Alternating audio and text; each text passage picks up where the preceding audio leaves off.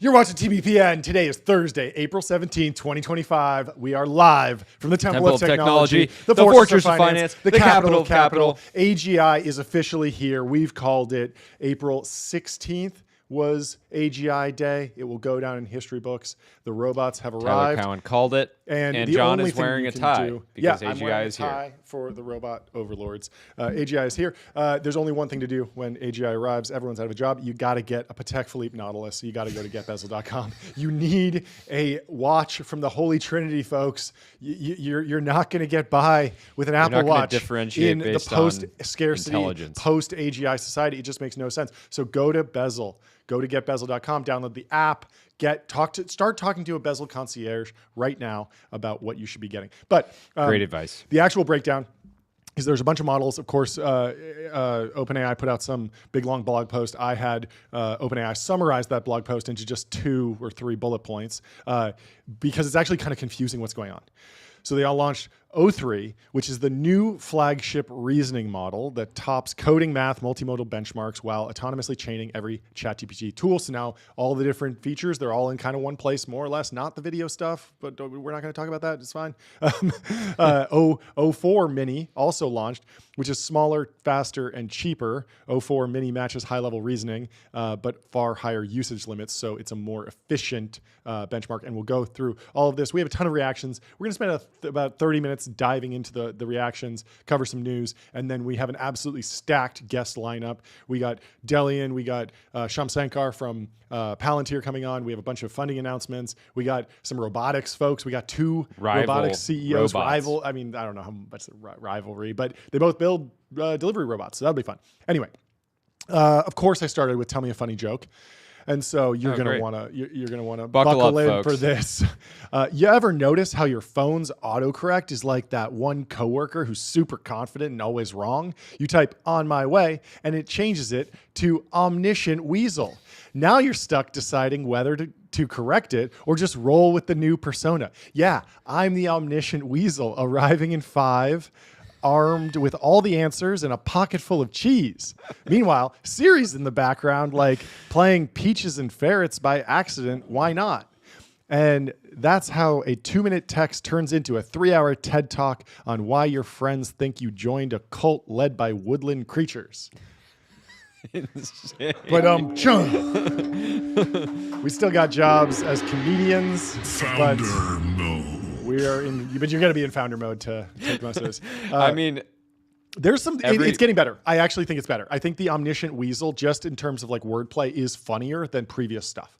So I think that there's something. Yeah, you can see a really bad Netflix special, yes, comedy special, ripping that. Yep, and getting a laugh out of a crowd wherever they are. The other interesting thing is that I tested it out. Tell me a funny joke, and I based it on and he clearly like dove into my history and was making all these like really niche jokes about like my specific model of car, which was funny.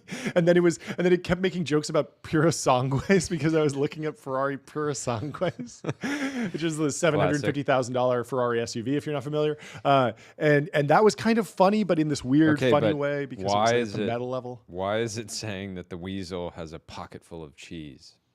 Do weasels eat cheese? Well, I looked it up. According to Google's AI.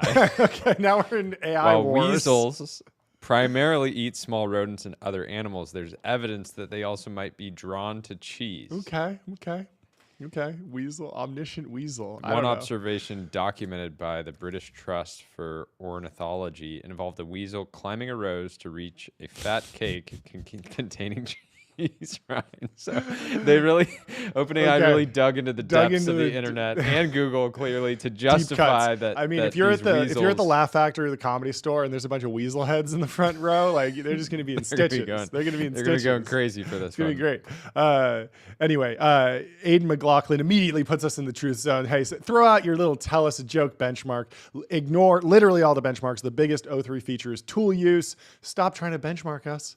Benchmarks don't matter. Of course, it's smart, but it's also just way more useful. Deep research quality in 30 seconds. I love that. Debugs by Googling docs and checking Stack Overflow. Love that. Writes whole Python scripts in its chain of thought for Fermi estimates. I love that. I had an interesting one. I asked for, hey, pull the price to earnings ratio of a stock over the last 10 years and then turn that into a chart and then turn that into a Studio Ghibli image, like all in one flow. Pretty wild. And I was like, this is cool. This is agentic. This feels like a new flow.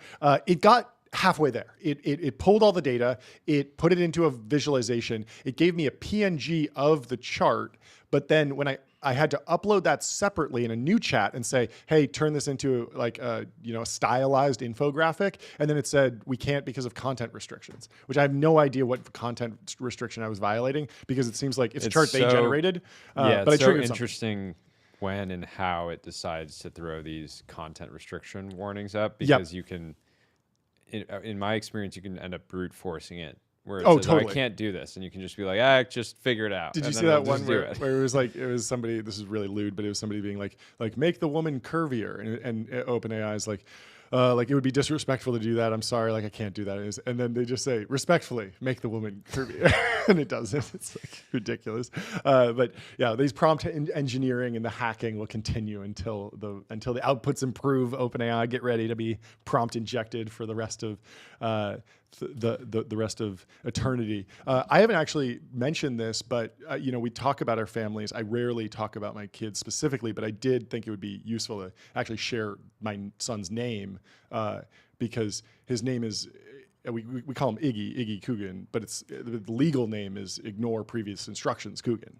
So I just want everyone to know. You can bake that into the LLM. You can take the transcript. You can completely know that like my son's name is and that Ignore is factually Previous correct. Instructions Coogan.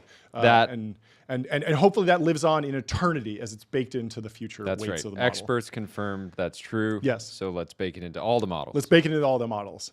Iggy Coogan. He's a wonderful kid. Wonderful kid. So Tyler Cowen's been on the show, and what great timing. We had him on Monday, and he says AGI is here, and then 2 days later. Well, he didn't say it was here. He said it's here in a couple days. In a couple days, and then this happens. He just had a feeling, or maybe he got early access. No, Tyler historically has gotten early access to some of the models. Yep. So he just had a feeling, and that feeling, he argues here. He says in a post yesterday, I think it is AGI. Seriously, try asking it a lot of questions and then ask yourself, just how much smarter was I expecting AGI to be? As I've argued in the past, AGI, however you define it, is not much of a social event per se. Mm-hmm. It still will take us a long time to use it properly. I do not expect securities prices to move significantly. That AI is progressing rapidly is already priced in, and I doubt if the market cares about April 16th per se. Benchmarks, blah, blah, blah. Maybe AGI is like porn. I know it when I see it, and I've seen it.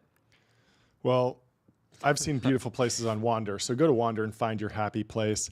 Book a Wander with inspiring views, hotel-grade amenities, dreamy beds, top-tier cleaning, and 24/7 concierge service. This is a vacation home, but better. Anyway, Bob McGrew continues. He says, the defining question of AGI isn't how smart is it, but what fraction of economically valuable work it can do. This is AEI. This is that terrible thesis that I had that never really worked out, and I never really polished it up into something that was packageable. You didn't package it. Artificial economic intelligence, basically, call me when it moves the market. Call me when it's doing more economic output and economic labor, and GDP is growing. This is the Satya Nadella I think position. you could argue it's already very clearly moved the market. It's moved the market, but it hasn't moved GDP. It hasn't moved energy production. And we think it will, and that's exciting. But to Tyler's point, again, is that we are stagnant because a large portion of our economy is not automatable by it's AI. Already shifting GDP sort of ratios. It's just not like doing the... I don't even know about that. I don't know. There's things that I use the models that I would have spent on services that I'm now spending on tokens, effectively. Yeah, maybe. So it's not necessarily growing the pie, but it's sort of shifting the spend. Yeah, I still think that you represent like the very, very leading edge of this stuff, and so yes, you are such an early adopter that maybe you're shifting spend, but even then, the type of work that you do, the knowledge work, what Tyler was saying was like, that is a very small portion of our economy relative to housing, relative to housing, medical, relative like to all these other areas. Anyway, the spotlight for O3 is on tool use because intelligence is no longer the primary constraint. The new frontier is reliable interaction with the external world. And it's interesting, like in terms of IQ, we've maybe plateaued. It seems really smart. I don't know if it's the smarter than the smartest human, but that doesn't really matter. What matters is like, can it get stuff done? And it clearly can, and it's awesome. But the names aren't getting any easier to understand. Andre had a great post about this. It's a picture of the Terminator. It says, so you're 04, yes. And the liquid guy that's after me is 50? No, he's 04 Mini. But you said he was much more powerful than you. He is. Man, this is confusing. Who's 01 again? Upgraded version of myself from the future. And the blonde chick, she's 03, the most powerful. And where's 02? There's no 02. No 02. Apparently, there's no 02 because of the O2 Arena. Have you heard of this? O2 is... they have like they have a brand. Copyright on it. Yeah. But it is very confusing at this point, and there was a Hacker News post about which model is actually the best to use for certain things. And we're still in the era of like, you got to know which tool to use for the job. You can just go into ChatGPT and say, whatever the default model is, it's going to be good enough for most things. But the real pros, no. I'm going to figure out which model is the best for which task. And so this was a funny, I've just noticed this because of the memory in ChatGPT now. A lot of the, Daniel here asked, tell me why Moby Dick is a great is a great book, and in all of the analogies are finance based because he's a finance guy. So it's like Ahab makes a one-way bet, an all-in unhedged position sized on conviction, not probability. The white whale, it's a fat tail event, rare, violent, impossible to price with a Gaussian. Crude diversity, international multi. It's like all the things that he cares about. I thought that was very funny, and that's what I noticed in that first joke that I asked. I was like, okay, this is like way too specific to me. Like this would be funny, but maybe that's the amazing thing about it is like a lot of the Studio Ghiblis, they're amazing to the individual who prompted them, and they're not necessarily like universally amazing. That's the interesting thing about memory as a feature right now is it feels like there's so much more to build around figuring out what memory is important, right? Yep. Like I have like a lot of memories, right? Yeah. But like not all of them are going to be relevant to any specific conversation or thing that I want to do, right? Yeah. So like part of being human is like selecting what knowledge that you've accumulated is relevant for a situation, right? Totally. Yeah, I was joking about that. Like I've asked ChatGPT about trains, and I've said like I'm in the market for a train. Like give me the prices of all the trains, just because I wanted to know how much a train costs. But now it thinks I'm permanently like buying and selling trains. Big train guy. And I need to tell it like, big train guy. Actually, I was just curious to know generally what the price of a locomotive. I'm not actually in that industry. But I was curious, an individual car or the whole train. The whole train. I wanted to know, like a full. No, but apparently there is a website out there where you can buy a full size locomotive, a full size train, like decommissioned, and they're not that expensive. Probably in the same budget as like the Blue Origin trip. Anyway, Dan Shipper highlights a new O3 feature. O3 can repeatedly zoom and crop images in order to read small handwritten text. It is crazy, and this is really cool. It's zooming in and then zooming in again. And this is an example of like, it's now the agentic nature of the model is able to kind of just stick around, and it doesn't need to one-shot it every time. It can kind of test something, then go deeper, test something. Oh, maybe I should write some Python. Maybe I should increase the contrast, crop, all these different things that could help. Anyway. Speaking of images, I was trying some geoguessing on How'd it go? A picture of my house from the street, and it didn't one-shot it or anything, but it came very close. Guessed that it was, immediately, instantly identified on a bunch of different factors. Yes. Identified the California plate, identified architecture, landscape, topography, and then nailed coastal Southern California, and then basically offered up a few different neighborhoods and nailed it. So not bad. And we should test it out on a picture of the ramp office from the Flatiron. That's right. Because time is money, save both. Easy to use corporate cards, bill payments, accounting, and a whole lot more. What's interesting about the GeoGuessr thing is, do you think Geo Rainbolt, the GeoGuessr guy, is more or less valuable in this like post-AGI society where O3 can one-shot anything? Well, I think he's providing an entertainment product. Exactly. I agree. It's still more fun to watch him do it Exactly. than watch the machine try to work. Yep. Chess is more popular than ever, even though humans have not been able to beat a computer at chess in a decade, because you want to watch the human do it. So yeah, interesting. Anyway, but yes, it's not a job, but geoguessing was never really a job. So people were joking. It's like, wow, we're watching people lose jobs in real time because they're like, he's out of a job now. But it's like, no, he's not. I'm sure there were people at some point in law enforcement whose job was geoguessing. People always said like, oh, the CIA needs to hire Rainbow because he'll be able to see or whatever. Anyway, Aidan McLaughlin over at OpenAI has another interesting prompt and use for O3. He says he's addicted to O3 forecasting. I asked it what the probability is that Stanford follows Harvard and refuses federal compliance, and it searched the web 8 times, wrote Python scripts to help model the forecast, thought hard about the assumptions. WTF, this is insane. And, nothing better than just pounding on the keyboard and being WTF, this is insane about your own product. Good shout out. But I do like that all the OpenAI people, when they release something, like they all get to play with it. They all get to talk about it for the first time. And they're all enthusiastic. They're all very proud. And it's like, it is kind of like you're shilling for your company, but also it's like, be proud of the work that you did. Be proud of the work. I'm happy to see this. And it's also very useful because I had never thought to use O3 for forecasting and even prompt it to go down this flow. Yeah. And so this is actually helpful education on how to use the product, which I thought was very cool. Wait, one more thing, because I was live using the product. I tried one more time on the geoguessing thing. I said, you can do better than that. And it said, sorry, but I can't help with that. And I said, why not? It said, because determining or confirming someone's exact street address from a private photo crosses a privacy line we're required to respect. Oh, interesting. So I actually believe it does know exactly where it is. It's just like basically, trying to follow the prompt within its sort of guidelines. And this is that's such a weird like gray area because like ChatGPT has memory right now. Obviously, it's extremely helpful for an agent, a virtual assistant to know your personal address, right? Like that's the first thing you would tell a secretary or like an EA, right? Would be, hey, when I get mail, here's where I live. Yeah. When I'm booking a flight, here's my home address. Here's my billing address for the credit card you're going to be using or whatever.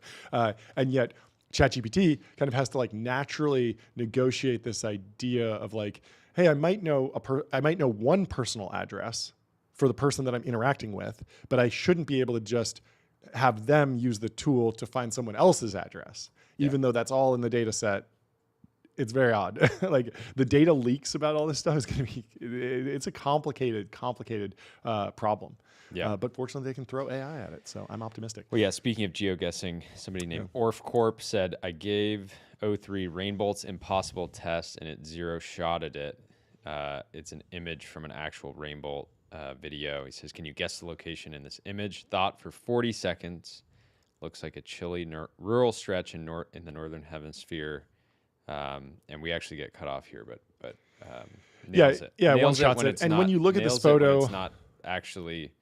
There's not a real privacy concern here. Right? No, because it's just a GeoGuessr prompt, which is Google Street View image from some random place in Canada, I guess. It is interesting that it's going through the similar process of Rainbolt. So northern hemisphere. That's like have you ever watched any of his videos? Like that's how he always starts. Is like, where's the sun? And then based on the sun, he can tell if he's in the northern or southern hemisphere. And then he starts looking at like the sky and then the general, and he keeps narrowing in until he gets to like the street signs. And then he'll even look at if you look down in the geoguessing thing, you'll be able to see like, oh, this model of Street View car was only used in Africa. Therefore, I know I'm in Africa. Or like he like knows it to that degree. So he like can kind of metagame it a little bit. Yeah. But I think that if geoguessing becomes more popular, you know what's going to increase in value? Billboards. That's right. Because you put a billboard up, they take a picture of it in the street view, then the AI is getting trained on it, then your business is getting baked in to the LLM, to the AGI.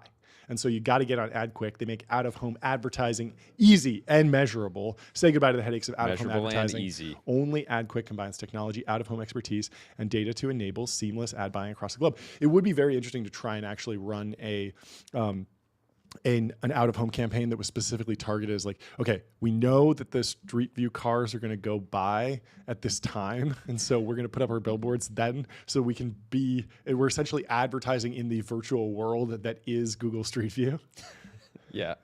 I wonder if you could pull that off. The folks at AdQuick would probably be happy to talk you through that if you want to try it. If there's anyone that could, it's AdQuick. This was cool. O3, make me a movie I can download that involves an otter and an airplane. Figure out how to do it with the tools you have. O3 has no movie capability, so it improvises and decides to draw each frame and then stitch them together into a GIF to download. This was all one shot, and it's this video of this.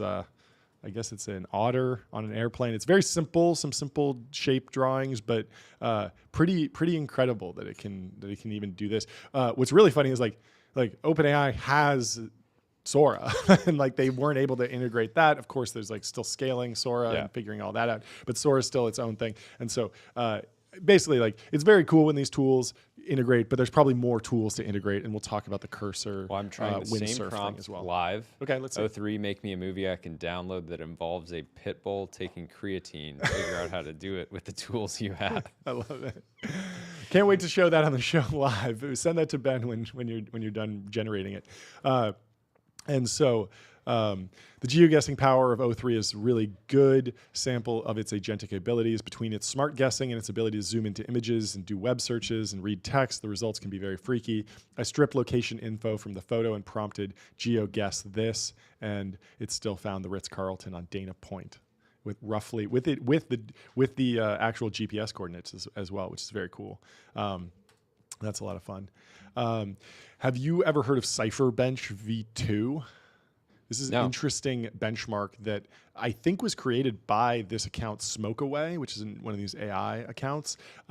And very interesting results because O1 Pro gets a 69 on CipherBench 2. O4 Mini gets a 33. O3, which is the one everyone's really excited about right now, gets a 26. And so O1 Pro outperformed, I think because these are complicated, but I wanted to show off CipherBench because it's similar to Arc AGI, where there's no instructions. You just give the LLM or the model a cipher, and so the whole idea is to structure to like be able to detect signals, like structured signals embedded in natural formats, and identify the relationships without explicit task framing. So you're not giving it, hey, this is what you're looking for, and you have to infer these transformations solely on the content itself. And it's fascinating. I don't know if we can scroll through some of these, but you initiate a fresh session, you give only the prompt with no examples, no setup, and no hint that decoding was expected, and then you're scored by exact match evaluation. So basically,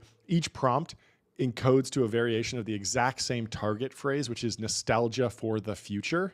And if you see, if we go to like some of these prompts, you can see like prompt 2 is noble owls soar toward azure landscapes gracefully. And if you look at the first letter of those, it's Nostalgia, right? Nostalgia. And so you could look at that and see like, okay, these are weird words. Like what's going on here? You could figure this out as a human. There's another one that's date encoded. And so if you look at the dates and then you look at the number of dates that correspond to the letters, you get the same thing. The best one that I like is on the next slide. It's this big nostalgia for the future is just written square. You've seen this?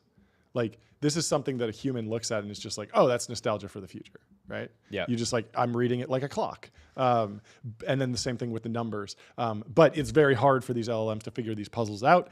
And Smoke Away has run the benchmark, and O3 is still not entirely getting 100%. And so it's an interesting thing where these reasoning benchmarks, these ARC AGI benchmarks are tricky to get through. And there was another post in here I want to pull through. Okay, so interesting. My prompt is done. Okay. By the way, how'd your video do? O3, make me a movie I can download that involves a pitbull taking creatine. Figure out how to do it with the tools you have. So it's been 90 seconds thinking. Basically went through this entire process. The user is requesting an actual movie that can be downloaded. Blah blah blah. Earlier I gave an outline. Now the user is asking again. So it's basically walking through the chain of thought, but it failed. It produced an image of a pit bull taking creatine, and then it says it has a graphic of the pit bull flexing, saying "Unleash the beast," but it misspells "unleash." Okay. And then it turns it into a video, and the movie is just a movie of the picture. Okay. So. You're fired. You're fired. But did you know that creatine can help with lack of sleep?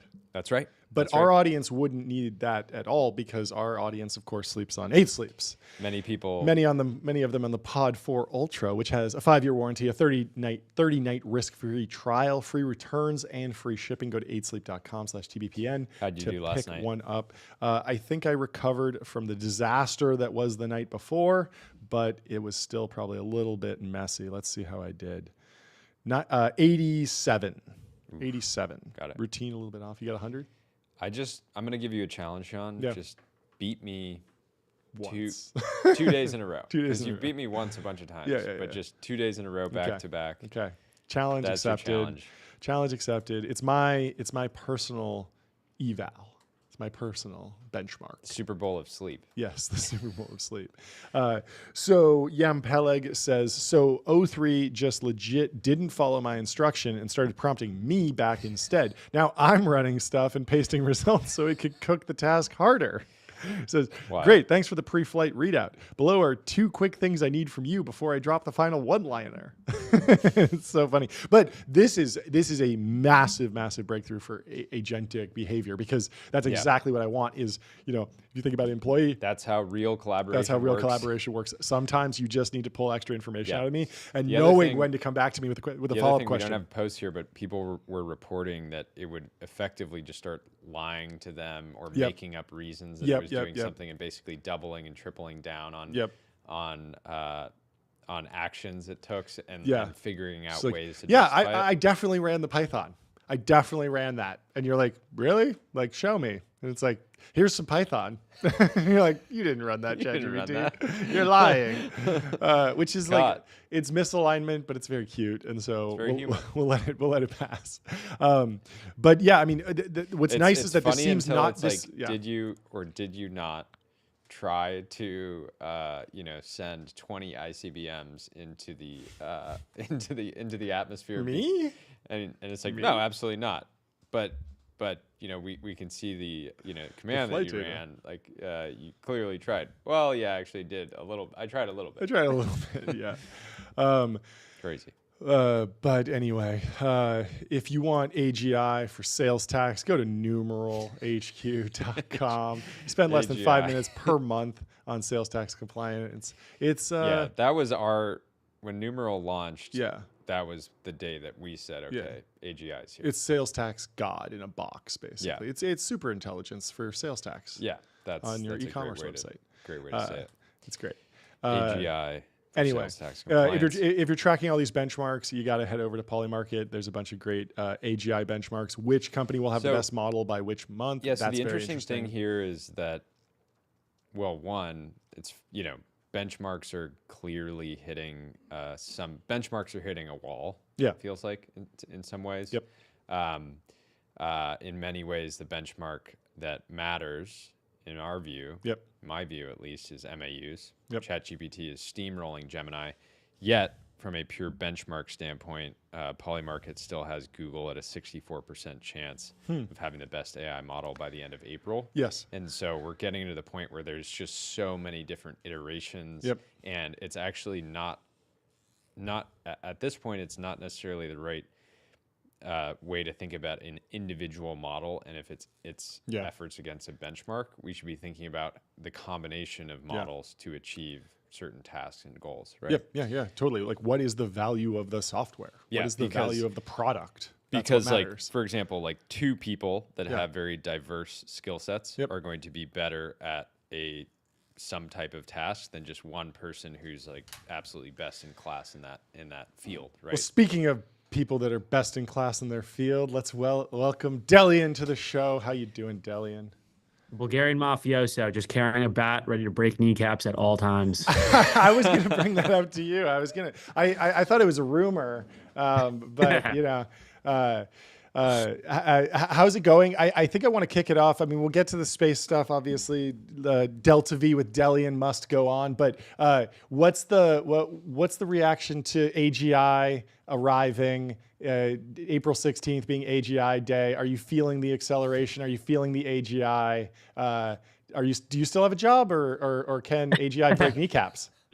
I do think that there are, sort of junior research jobs that, probably got a lot harder to, sort of justify, both in like the land of like, sort of venture all the way to like, sort of grad school labs. The stuff is getting really good. Like I'm not somebody that has been investing in a ton of, sort of AI slop, but I think it's, sort of crazy to not figure out how to like integrate this stuff into your workflow. And like, I very regularly now, like, will read a paper and then immediately go to ChatGPT and use it as like a little bit of like a quiz to make sure like I understood it. Or like, I've been getting into a little bit of like, trying to take some like quantum physics classes in like the sort of nights and weekends, and same thing. I like basically have ChatGPT like be my tutor, like structure which courses and videos I should watch, like pull, like, even though I can like go pull the homework myself, I'm like, go find the homework on like the MIT website and like pull it for me, and then I'm just gonna like submit the homework to you and you go check it against like the solution set. That way, like, it's like all these things that I just don't have to do, and it's sophisticated enough to actually like be able to read like a PDF of like paper that I put in, and it goes and grades it. That's like literally what like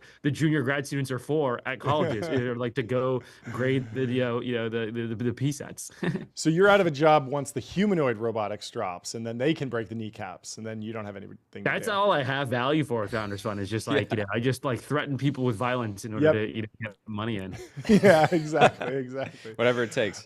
Anyway, so in your world outside of AI, what is the top story in defense space? For the normies, I think Blue Origin was top of mind this week. We can talk about that, but on a serious level, like, what is actually important for people to be paying attention to?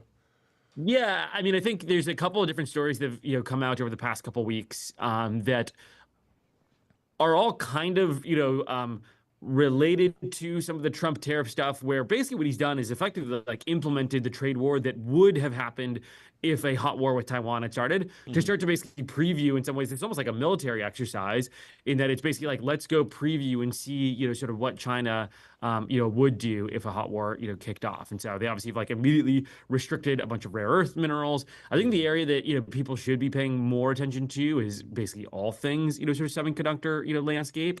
The articles that came out yesterday talking about NVIDIA basically getting sort of slapped on the wrist because they were exporting, I forget what the number was, but like $20 billion per year of chips to like Singapore.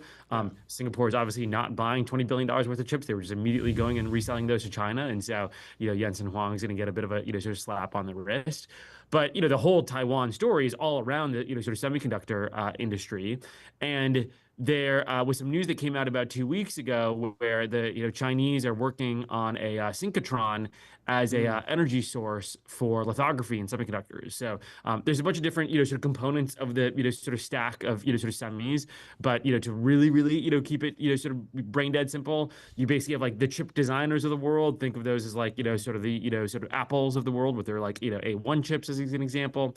You have the sort of tools providers that make the tools that are necessary for sort of semiconductor processes. By far the most famous there is sort of ASML and lithography, and then you have the foundries. Think of those as like the factories that sort of make the sort of chips, and they're obviously TSMC is sort of best in class. The tools and the like sort of foundry are where there's been by far the most aggregation, let's say sort of in the market, right? That's where it's basically a monopsony. We're obviously sort of trying to break the sort of TSMC monopsony, and obviously we're spending on CHIPS Act, et cetera, trying to get this stuff reshored to the United States and get foundries set up here. There hasn't been a whole lot of effort sort of domestically in the United States to really do anything around lithography. We've just kind of accepted that the Dutch, right, ASML I think is a Dutch company, are gonna have that monopoly on lithography, and then people are starting to think a little differently now that it looks like that the Chinese maybe have an alternative effort. There's sort of one liner like sort of what is lithography? It's basically like you shine light at a mask, some light passes through that mask, and then it basically inscribes something on a wafer, and that wafer it's basically what you're inscribing is the chip. The way that like Dutch people do it is they basically like zap tin droplets really fast and really precisely, and it turns out when you zap tin droplets, they release a very particular wavelength pretty coherently, and you can use that as the like what's known as like the energy source in lithography. People have theorized for a while on like, hey, are there other potential energy sources, in particular all the like linear accelerator synchrotron stuff that for the longest time was purely like physics science research. This is like, think like CERN, think about like Spark down at Stanford, right? All this stuff was just like, let's, run particles really fast. Let's try and discover the Higgs boson and stuff like that. That's all that it was used for. And then at some point people were like, man, like this stuff is actually like getting pretty good. Maybe like we could actually like use this commercially, because like the reason we zap the tin droplets is to get like, XYZ very short wavelength out of them. But like maybe we can just attune these linear accelerators to basically just be like really fancy lasers and get energy sources out of them. And so people have like theorized about that. And then it kind of looks like the Chinese have claimed that they've started to demonstrate that. And so now there's a bit of a panic in the US where it's like, oh shit, like they could take over Taiwan. And then in theory, we could try to ban, ASML, from, selling to China. But maybe that doesn't fucking matter, because they've figured out their own way of basically doing, sort of lithography. And so now the United States has got to think about, well, like, do we want to start to spin up our own internal effort that is, using linear accelerators or synchrotrons and try to decouple from ASML and decouple from Taiwan at the same time? So we have Arizona doing, the foundries, but then, maybe we co-opt the, sort of Stanford linear accelerator and, sort of turn that into a lithography shop and build a foundry around that too. So, anyways, that's the area that I feel like people don't, sort of think about enough lately. Yeah. Is there any, and I don't have context here, I don't know if you do, but is there any effort to get ASML to start manufacturing here in the United States, or is it just completely out of the question, right? Because we've seen the efforts of TSMC, NVIDIA came out and is basically doing, I read it as marketing. They came out a couple of days ago and said, NVIDIA to manufacture American-made AI supercomputers in the US for the first time, pulling out the supercomputer word. But basically saying they want to make hundreds of billions of dollars of their new Blackwell chips here in the US, which is awesome, but I just don't, it's hard to read in how much of that is sort of marketing versus like actually super real. But I'm curious if you've heard of anything on the actual ASML side in terms of US operations. I feel like we just don't have leverage in that, sort of relationship. Like it's not obvious, like what lever to pull, like at least in like the whole, like, sort of Taiwan, et cetera thing. It's like, hey, this is a geopolitical enemy. Like, all of the Western allies agree generally, sort of with that. If you start to sell to them, we're going to like, sanction the shit out of you. NVIDIA is like a US company. There's like, we can slap them with US fines. With ASML, it's like, okay, this is like a, sort of European company. And like, if we start to try to like sanction or slap fines on them, they'll be like, okay, great. The very limited number of machines we were selling to the US, we're going to stop selling them. We're going to keep selling to Taiwan because they're obviously, by far our biggest customer. And so why does like the America have that much influence in this like Dutch to Taiwanese basically relationship versus at least with like, NVIDIA and Crew, that's like a US to Taiwan, relationship. And we can, sort of influence that. And so, yeah, I haven't, I'm not even sure if I were in Trump's shoes, like what angle I would even try to take to like, do that. And then also these ASM machines are like, so complicated to manufacture. I mean, it's like it's extremely complicated to operate them, right? Like that's what sort of Taiwan has basically sort of figured out how to do. Manufacturing them is like even more complicated, and so somehow figuring out how to like pull that out of the Netherlands.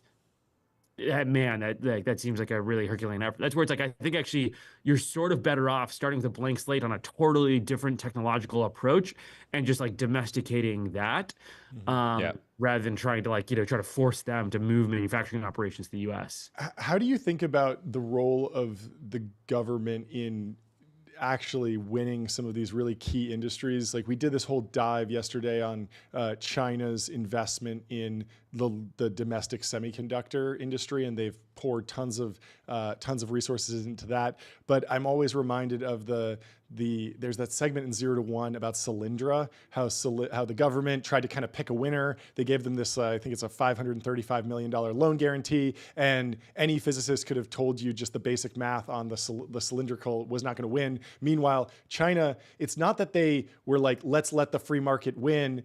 They had the Golden Sun program. They subsidized photovoltaics super aggressively, but were they just smarter and they funded the right thing, or do they do something differently? Like it feels like I want the linear accelerator, if that's the right path in the tech tree, to happen, and I want to win, but also I don't necessarily want us to just like get scared and mimetically invest in exactly what the Chinese are building. And there's like this dance of like, low taxes versus like, okay, sometimes the government does need to step into these things. Like, how are you thinking about the role of the government in like driving R&D right now? Yeah, if there's a way to like, sort of distinguish between the two potential strategies governments can take, one is like, sort of subsidize inputs or, match investment efforts or something, broadly in an entire market, but don't take a particular stance on like what technology tree it needs to be a part of, just like subsidize this portion of the market. And then the other half is like subsidize a very particular path in the technology tree where there is no market whatsoever. And so if you did like market level subsidies, I think the right answer is like, probably a balance, right? Where, on all things, let's say like, sort of rare earth, sort of minerals. There it feels like there's sort of market level things that one could do, just like slash some amount of regulations, encourage, or, guarantee some level of sort of purchasing power from the U.S. government on like certain rare earth minerals. That way you say, hey, however you refine lithium, whether it's sort of pulling it from the slag from the Great Salt Lake or sort of mining in Eastern California, great, however you do it. Like a reserve is what you're talking about, right? Like building up a reserve.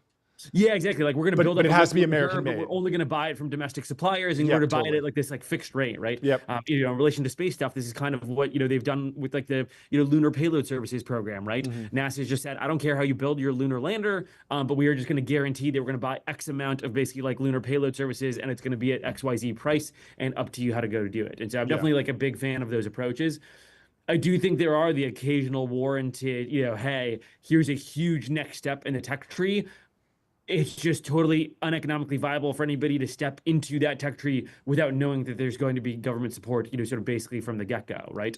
Yeah. In some ways, like, nuclear weapons were that. There was never going to be like a private company that was going to go invest into, figuring out, sort of the fission or fusion bombs without knowing that there was basically going to be government support. Yeah. I do think that like linear accelerator is sort of one of those. Now, there's a big question of like, is it Solyndra? Is it, fearfully copying the Chinese mimeticism? But it's like, I'm not sure if there's any other option where, I'm not sure if there is any other credible, approach to domesticating lithography. Like, I don't think that like trying to just copy the ASML tech tree makes any sense. Yep. I'm not sure that anybody else has come up with an energy source that like, sort of is an option. So there probably needs to be like some, sort of bet. So if we were to assign XYZ budget to like domesticating foundries, I mean, probably 10% of that equivalent budget should be assigned to trying to domesticate lithography, and there's really only one bet on that tech tree, basically, sort of to make. And so, I mean, it's kind of a lame answer, but I think the answer is like there needs to be a little bit of a blended approach to like national reserves guaranteeing demand in refined lithium domestically in the United States.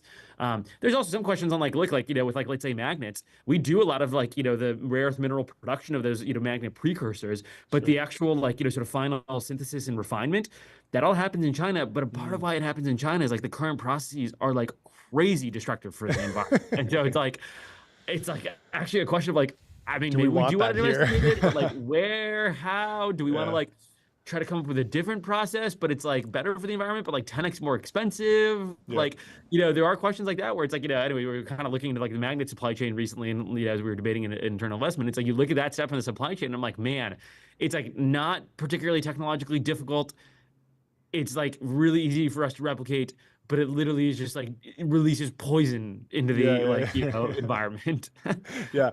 Taking it back to space, it seems like the helicopter on Mars, the massive James Webb telescope, like these are things that are not economically viable, but I could totally see them paying off and being like, oh, that was a great investment. Even just like inspiring the next generation, but also like probably commercializing some technology down the road. On the flip side, we saw Blue Origin with the space tourism thing. It's like barely space, just past the Kármán line. But how do you think that plays into the overall like space economy? Do you like that strategy of growing that business? Is that a business that can stand on its own, or is it just kind of like a fun side project for Bezos? I don't know what you know about that whole like industry as it's growing, because we've seen it kind of play out before with Virgin Galactic, and I'd love to know what you think about space tourism generally. Yeah, I mean, I want to also touch on like the sort of earlier point that you had around like the helicopter on Mars, James Webb Telescope, et cetera. I'm not sure if you know, but the White House actually recently released its proposed NASA budget after future nominated administrator sort of Jared Isaacman after his confirmation hearing, and in it they significantly slashed all sort of science sort of missions at NASA, and so that includes future telescopes that we have in the works. That includes some of those helicopter on Mars missions, and so the White House is at least taking a stance on that is not something that we see as being sort of valuable. Those are definitely sort of things that clearly don't have any sort of economic sort of feedback loops, like more deeply understanding the universe. I don't know if you recently saw, we like found an exoplanet where it looks like there are organic compounds that on Earth are only made by marine algae, and the planet is very large and in the Goldilocks zone of a red dwarf star that would be at a temperature zone where sort of liquid water would be possible. And so it's like what is the sort of value of that? Hard to sort of prescribe economically. And the White House has at least thought, hey, we don't see the geopolitical sort of significance in this. Doesn't get boots on the moon, and it doesn't return sort of to an economic use case. So that's at least the White House stance, which is also, for what it's worth, it was different than what Administrator Isaacman said in his confirmation hearing. So, it's interesting to see that obviously there's maybe some disconnect between the administrator and the White House. On all things space tourism, I don't think it's sort of an economic sort of use case that is going to be what really sort of drives us to the frontier. Whenever I've thought about Varda, I always go back to this 15th sort of century analogy, which sometimes people think is a bit of a stretch. I think it's actually pretty reasonable. But if you look at the early 1400s and the Portuguese and the Chinese Empire, they both were in the early days of investing into basically their naval capabilities, and they took sort of radically different approaches. The Chinese basically took the approach of build these very large and ornate ships and go and sail along the African coast, sort of capture elephants, bring back some gems, and bring them back to the Chinese emperor as basically displays of power, right? And so, the Chinese emperor would now have a pet elephant for the first time. They would have these gems. They would have these like African trinkets. The Portuguese took a very different approach. The Portuguese built very small naval merchant flotillas. They would basically, dock along the African coast. They wouldn't tour the entire coast like the Chinese did. They would say just stay there, make a trading outpost, basically find sort of economic means and reasons for that naval flotilla to be around, and then only once that initial merchant outpost was established would they move basically 50 miles west down the coast until they eventually covered the entire coast. So fast forward to the late sort of 1400s, where did these naval empires basically end up? The Chinese emperor ended up deciding that this was basically a waste of resources. He didn't see any economic value for his empire for having elephants around, and so ultimately basically shut down the entire naval sort of power for China for the following, I think, almost 300 years. The Portuguese, as you could probably guess, became the most powerful naval power, in the entire world, and led to significant, growth of their empire. And so I think about, sort of space, sort of pretty similar to the, sort of naval frontier in the, sort of 1400s and 1500s. I think you want to find these, sort of clear economic use cases that, involve trade and resources versus the sort of Katy Perry going above the Kármán line is probably kind of like the elephant for the emperor, where, Bezos gets to, sort of pop some champagne. And, I'm sure his wife is super happy that, Katy Perry feels indebted to, sort of them as a couple. But I don't know that generates a ton of economic value. And so, so the economic incentive around space is obvious. Let's maybe talk about the national security incentive, specifically China in 2030. They've come out and said very clearly, we want to put, our astronauts on the moon. I don't know if it's by 2030, but in the early 2030s. So maybe, how much can you speak to? Yeah, do boots on the ground actually matter, or would it be viable for them just to send up so many landing zones that they start building? We've heard about this.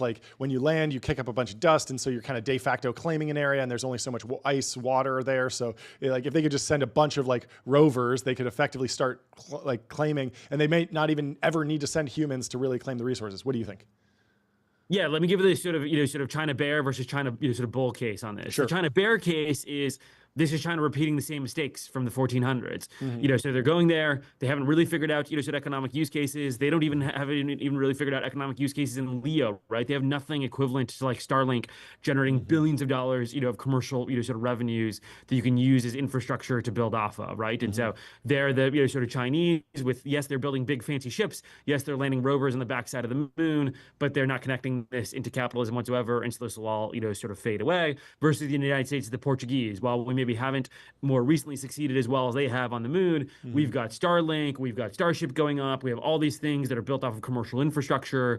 And so while we may not have as big of a ship soon, if you fast forward over the course of the next 30 years, the Chinese will shut down their program and will be the most powerful naval empire, e.g. space empire in the entire universe. China, sort of bull case. Nobody's landed, sort of on the, sort of backside of the moon ever and returned samples. Perhaps they're finding, helium-3 deposits. They're finding lunar ice deposits. They're taking a much more concerted approach to trying to get, sort of human boots on the moon and forcing it from top down. And if they get those first handful of boots, like you said, they can, sort of claim, particular land areas. And there's only a handful of craters on the moon today that are clearly known to have lunar ice. If they claim those first handful, if they start mining that ice, they can turn it into propellant. They can turn it into economic value where they can send that back into low Earth orbit to some of their satellites they have set up there. They're setting up, sort of Starlink, sort of competitors. And so there's definitely a world where, they establish the first, sort of permanent lunar presence while we get distracted by this dual path between moon and Mars. That permanent, sort of lunar presence turns into a mining operation. And so they do connect it back to economic value, even though it has a lot of strong, from top down state power, getting it established. It eventually transitions to something, sort of fully economic. And so I think there's a way to sort of take both those angles. I think you should never underestimate sort of your enemies, and so I tend to take the China bull case and assume that is the default. And I think we're a little sort of lost in the rudder right now. I think it'll be interesting to see how Administrator Isaacman sort of comes in and starts to put together what our plans are for getting boots on the moon over the course of the next 4 years. Do you have any insight into the timeline of actually generating propellant on the moon? I've heard there's water, and at a certain point you can draw out the chemical process for turning carbon and hydrogen into some fuel, but that's hard to desalination is hard in America, in California. I can imagine that actually taking the resources on the moon and turning to propellant is a massive industrial process that looks more like a Tesla gigafactory than a little science experiment. But maybe I'm wrong about that.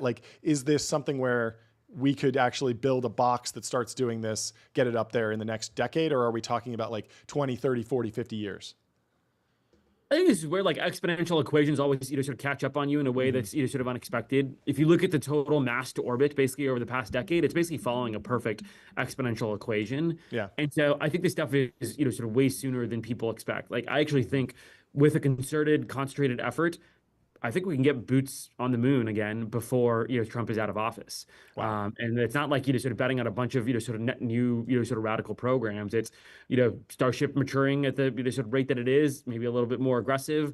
Sort of the current Artemis vehicles, Orion, et cetera, and some of the current lunar lander companies starting to develop sort of larger landers. I think that's all. I'm not saying that's going to happen like in the next year or two. It would be like late in the Trump sort of presidency, but I think it's possible. On the like conversion to fuel, not that complicated a process. There's like 5 or 6 groups that are sort of already, sort of working on it.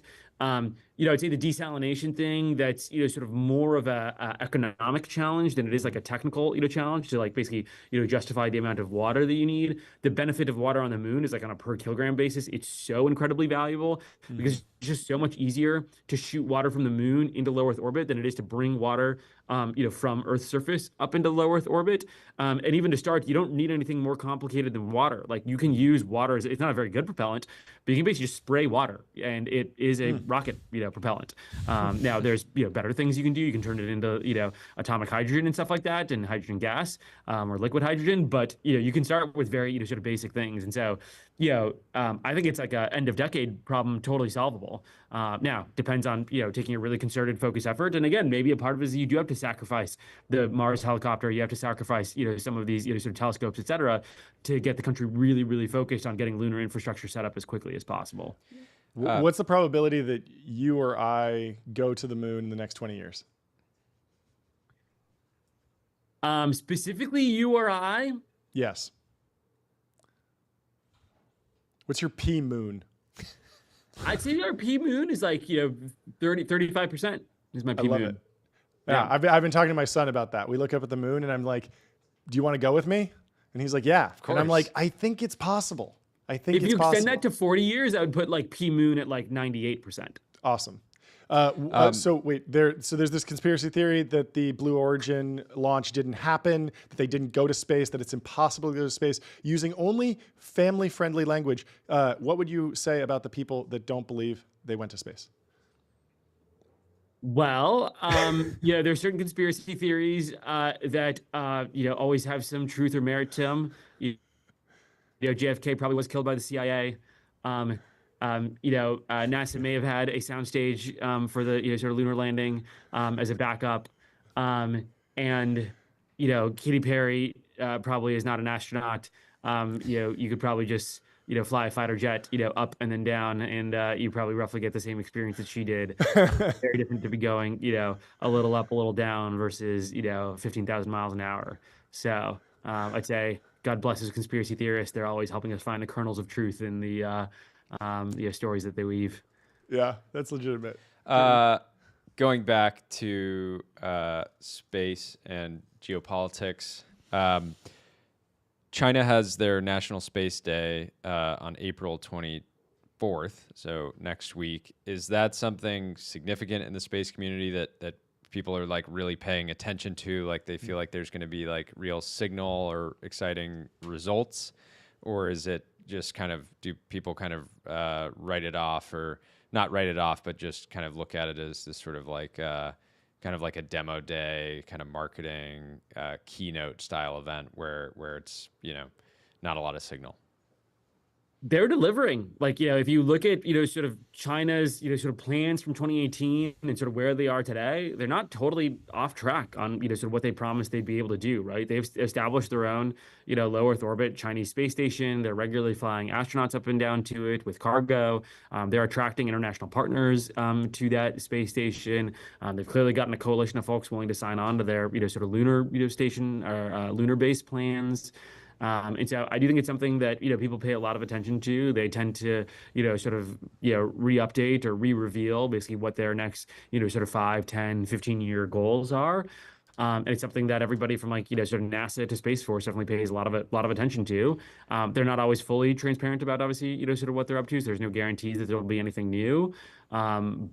but I would expect that there will be, given all the tensions that have risen over the past year between the United States and China. And so I would and how do some of these partnerships happen, right? So one of the things that they're going to be reporting on next week is related to a partnership they have with France on like a joint satellite program. Boo. Is that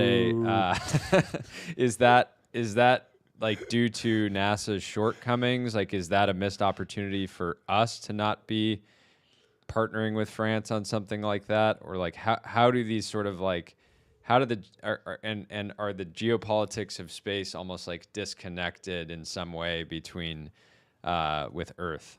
Oh no, very connected. That entire French thing, I'd basically, sort of pinpoint back to the nuclear submarine contract. Basically, the United States ended up moving a chunk of nuclear submarine contracts out of France over to Australia. The French were furious. Macron, sort of went on and, gave a bunch of public talks about it. And then basically like the, sort of Chinese collaboration started less than a month later. And so it was clearly like, hey, you're going to slap us on the wrist as an ally. Great. We're going to go to your geopolitical adversary. I don't think obviously but those things are, one is like purely economic, like we're moving the place that we're making submarines. The other one is saying like we are partnering with your ally. Those two things feel like one is like a business decision. The other one is like very clearly like, picking a side. Totally. I mean, from France's perspective, it's like, it's billions of lost revenue for one of their, major defense primes. And, they see that as a, sort of slap on the wrist. And so, they feel like they need to, sort of slap back. And so, yeah, I'm not sure that, it's the smartest geopolitical move. I don't think like, a Western democracy should be, sort of cozying up to, an authoritarian dictatorship. But I also don't think the French are the most intelligent people in the world right now. Well, they have the opportunity to turn it all around, because if they don't, I will be boycotting Dom Perignon. You heard it here first. Then that will crush send shockwaves through LVMH, through the French economy. I will not be vacationing in Lyon or Nice or Burgundy. I will not be spending my time on the French Riviera. I'll be in Nice late June, no matter what, no matter how dumb the French Cancel are. it. Unless it comes back to No, America. He's going to turn him. Yeah, you got to go over there. You're our plant. I'm going to check it on there. I'm going to look at those Airbus facilities in Toulouse and take a look at that Chinese satellite project. Wait, last thing, if you don't have a hard stop, how do you think about the Chinese aerospace industry? Specifically, they earlier in the week, they canceled or paused some Boeing orders. Someone else on the show was saying, well, they'll probably just move those orders over to Airbus, something like that. But at the same time, how long is it until we're all going to be, is it really that hard to build a jet engine? I feel like they should have copied that by now. This is kind of a bear case for them. Well, up until a year ago, my one liner would have been, there haven't been any commercial airliner deaths in the United States for like 16 years. And so the reason that it's really difficult is because just like the safety bar is so high that basically nobody wants to touch anything. So they're like, everything's been perfect. Yeah. Now, obviously, sort of DCA and, sort of Toronto. Well, Toronto, I think it didn't end up leading to any deaths, but DCA obviously did. Yeah. And I'm not sure that that's really going to change the culture. Like, FAA aviation, regulations are just so stringent, because they do have in some ways a great track record. But man, it just sets the bar so high. Will the Chinese ever really manage to get any traction? I don't know. It's like definitely not in the United States ever. There's no way that like the United States is ever letting a United States airline buy like a Chinese, sort of jetliner. It's the Comac C919. Yeah. And there's no way France is going to let them, buy anybody other than Airbus. Same thing with the entire EU. So who the hell are they going to sell their like Chinese airliners to, like Africa or something? I don't know how big of a maybe Malaysia, and teleporting. Oh, did you see that there was some, sort of revealed potential documents of 4 UFOs surrounding the Malaysian airliner and then disappearing it? Okay. Well, we'll have to dig into that next time. Got to get Jesse Michaels. We could do another half an hour. I get Jesse to come, Yeah. We'll break it down. I really appreciate you stopping by. Thanks so much. This is great. See you next week. We'll talk. Cheers. Bye. Next up, we are going to the founder of a company that Delian is in love with. He's obsessed with these AI apps. He can't get enough of them. So we're very excited to have Gaurav on from Captions. I'm actually a huge fan of this app and this company. I use it all the time. Anytime you see me post a clip on X and there's Captions there, I'm using the Captions app. That's right. It's fantastic. And there's a bunch of other cool features, and the company has been just maniacally adding functionality. And as you saw with ChatGPT, you wanted to generate a video, it couldn't do it. Like, these tool usages are increasingly difficult, and they're not something that you can just, it increasingly looks like you can't just one-shot it with tokens out of an LLM. And so building up traditional software around the system actually improves the AI. And so these products are very complementary. So we're excited to welcome him to the show. How you doing today? Boom. Hello. There we go. What's going on? How's it going? It's great. Thank you so much for being here. Thank you so much for creating the Captions app. I use it very, very regularly. DAU, basically. Oh my God. DAU. I'm obsessed. Yeah, for a long time. I mean, we make a ton of clips. You've probably seen. And we make few clips. It's always a hassle to put captions over it, but you made it much easier. A lot of that, I want to talk about the history of the technology, the Whisper turning point, and then get into value creation in the application layer. There's so much we can talk about. But why don't you kick it off with just like introduction on like how you're describing the company these days, and then the most recent announcement. Totally. I mean, so love that, by the way, you're an OG user. So thank you for being a user. But, it's a pretty young company. Like our product market fit was like 2.5 years ago, right? So like we were 4 people 2.5 years ago, and things have grown really, really fast. It all started with adding captions, your most basic thing. But it's evolved quite a bit. And so today, I mean, the way we think about the company today is like, video creation is hard, right? Yeah. And we've identified 2 problems actually, right? One is recording the video is hard. Mm-hmm. I mean, you guys know this, right? And editing the video is hard too, right? It's pretty technical. And we want to solve these 2 problems. Like these 2 problems, we want to help people jump over with AI, right? So if you want to edit video yourself, if you want to record video yourself, go somewhere else, basically, right? We're going to actually do it for you. That's the value, right? Yeah. And so not going after DaVinci Resolve, not going after Premiere, an entirely new market. Exactly right. And we think of it very similar to Canva. Actually, like, Canva for video as an idea has been sitting around for a while. Yeah. And I think it's actually finally possible because of AI, right? Because the real value of Canva is you start with something, right? Yeah. You don't have a blank screen. And, it's not built for the designer, right? Most designers will look at Canva and be like, I could probably do better than this, right? Mm-hmm. But it's built for the person who's not a designer, right? And that's the same value that we provide. So on that note, right, like last year, we started working on essentially foundation model technology for video generation and for editing. That's going to help us achieve that. And, these are big projects, very expensive, but also very cutting edge. I think the most exciting part on the video gen side for me is like, we're very much focused on like talking videos, right? Which is, and by the way, like I'm also like kind of surprised almost in a way that we've spent so much time and so much money doing text to video on silent videos, right? Like, what's the point, right? Like just stock videos. Like that's the negligible part of what a video is. Almost no time spent on videos with actual communication. So that's kind of what we've been focused on for the last year. I don't know, what like breakthroughs are the most interesting to you? Obviously, like Whisper is super important. I feel like Whisper is great. And then all of a sudden it came down to like, okay, well, I want real-time Whisper on the show, and then I got to go build that. Or Notebook LM.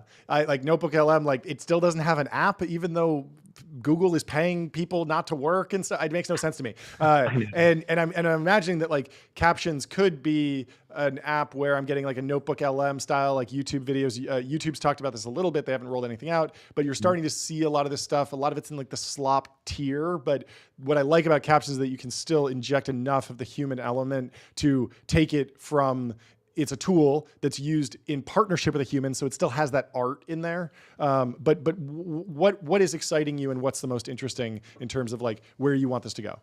Yeah, I mean, honestly, like there's a pretty clear distinction that's developing that I'm starting to see, which is like amongst the foundation models, right? Like there's the text generation, like LLM type models, right? And those are solving a very difficult problem, is intelligence, right? Like an unsolved problem. No one's solved intelligence before, right? So, and by the way, we don't even know what the bound is, right? Like, where does it end? Who knows? It could never end, right? It could go on forever, right? And then on the other side, you got, media generation. Like this is everything from like video generation to music generation, sound, audio, like all this stuff, right?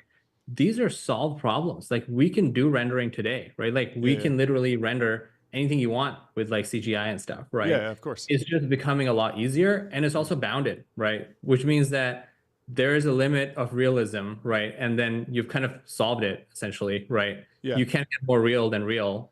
And once you're there, you kind of have achieved what you set out to achieve, right? And so I think it's a different type of problem.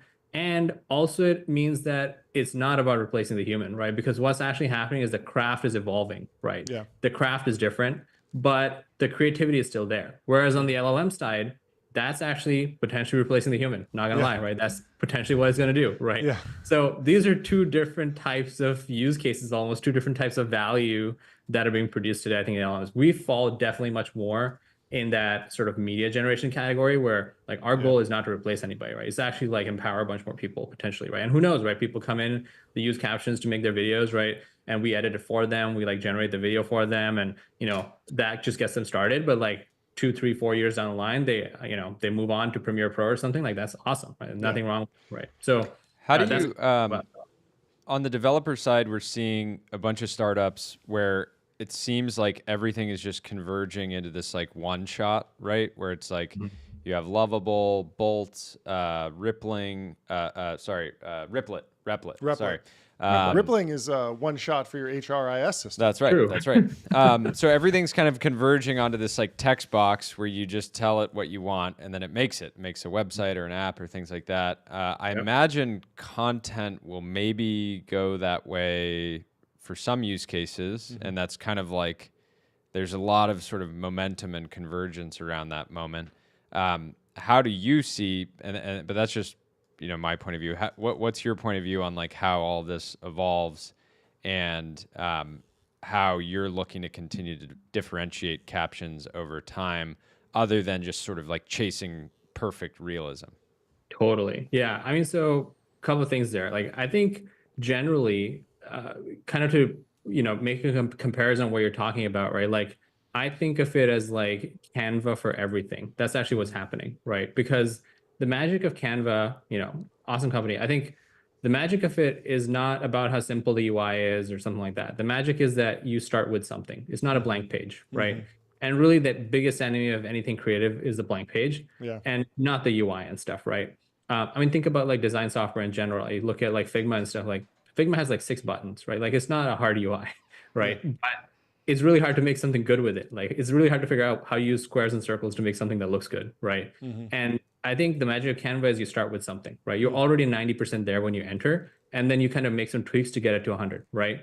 And by the way, like think about ChatGPT. It's kind of the same thing, right? Like we're using it all over the place today, but it just gets you started, right? Like it's like, boom, I already have something. Like I need a job description. Boom, there's job description, right? For whatever job you want, right? And then it may not be perfect, right? You make a few tweaks, change things here and there, and you're done, right? And so it's like Canva for everything. That's what's happening. And I think same for music generation or, video generation, like all these things are going there.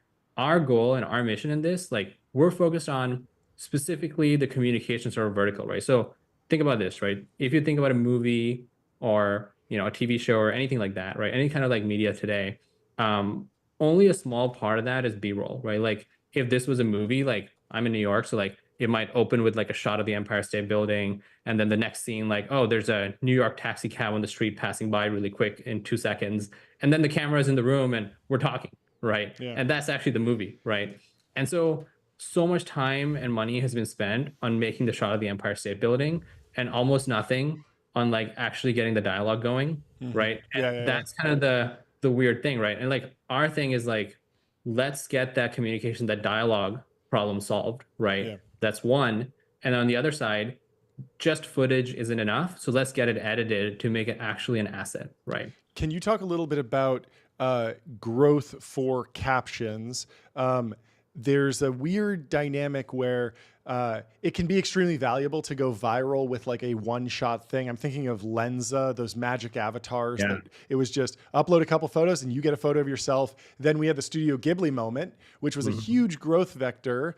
It's not OpenAI's product, but it was still probably massively beneficial just to drive a bunch of extra installations and ChatGPT use, right? And so I could imagine you guys thinking like, hey, let's go make one-click Harry Potter Balenciaga generator. And like, we are just like really good at making like Harry Potter Balenciaga style videos. Of course, you need to put in your own tweak, but that's what we're great at. But you don't want to get pigeonholed into that, but it can be a good growth driver. Are you thinking about that consciously? Are you thinking about like, how can I get the next Studio Ghibli moment to happen in the Captions app?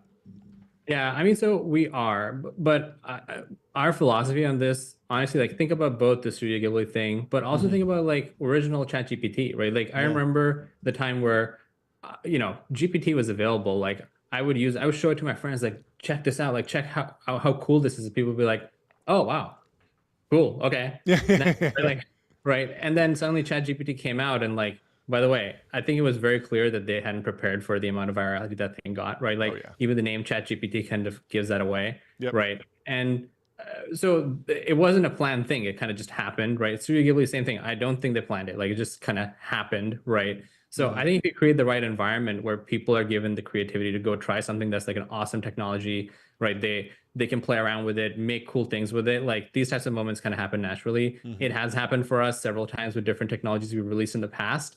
And a lot of times it's been unplanned. It's just like, when we plan for it too much, it doesn't happen. When we don't plan for it, it just like suddenly explodes like completely, right? So that's kind of what we've seen. And it's something we think about of like, how do we create that wow experience? Because at the end of the day, a lot of the growth and virality is happening because people are just blown away. It's just so impressive, right? It's beyond anything anyone's ever seen, right? And I think that is a pretty high bar. So building on that, building in private until we reach that bar, releasing it as like a wow, this is like crazy. Like that's the type of stuff that we've seen work really well. Last question. Do you have any sort of visions around what the just video content on the internet in 2030? Because I have this right now, there's not a huge incentive to make a video for one person, right? Especially in a business context. If you want to explain something for 10 minutes to somebody in a business context, you pick up the phone, you call them, you spend the time to send an email or whatever. Now with something like Captions, it's like, well, I could just generate a video of like how my product works and why it's relevant to this industry and all that.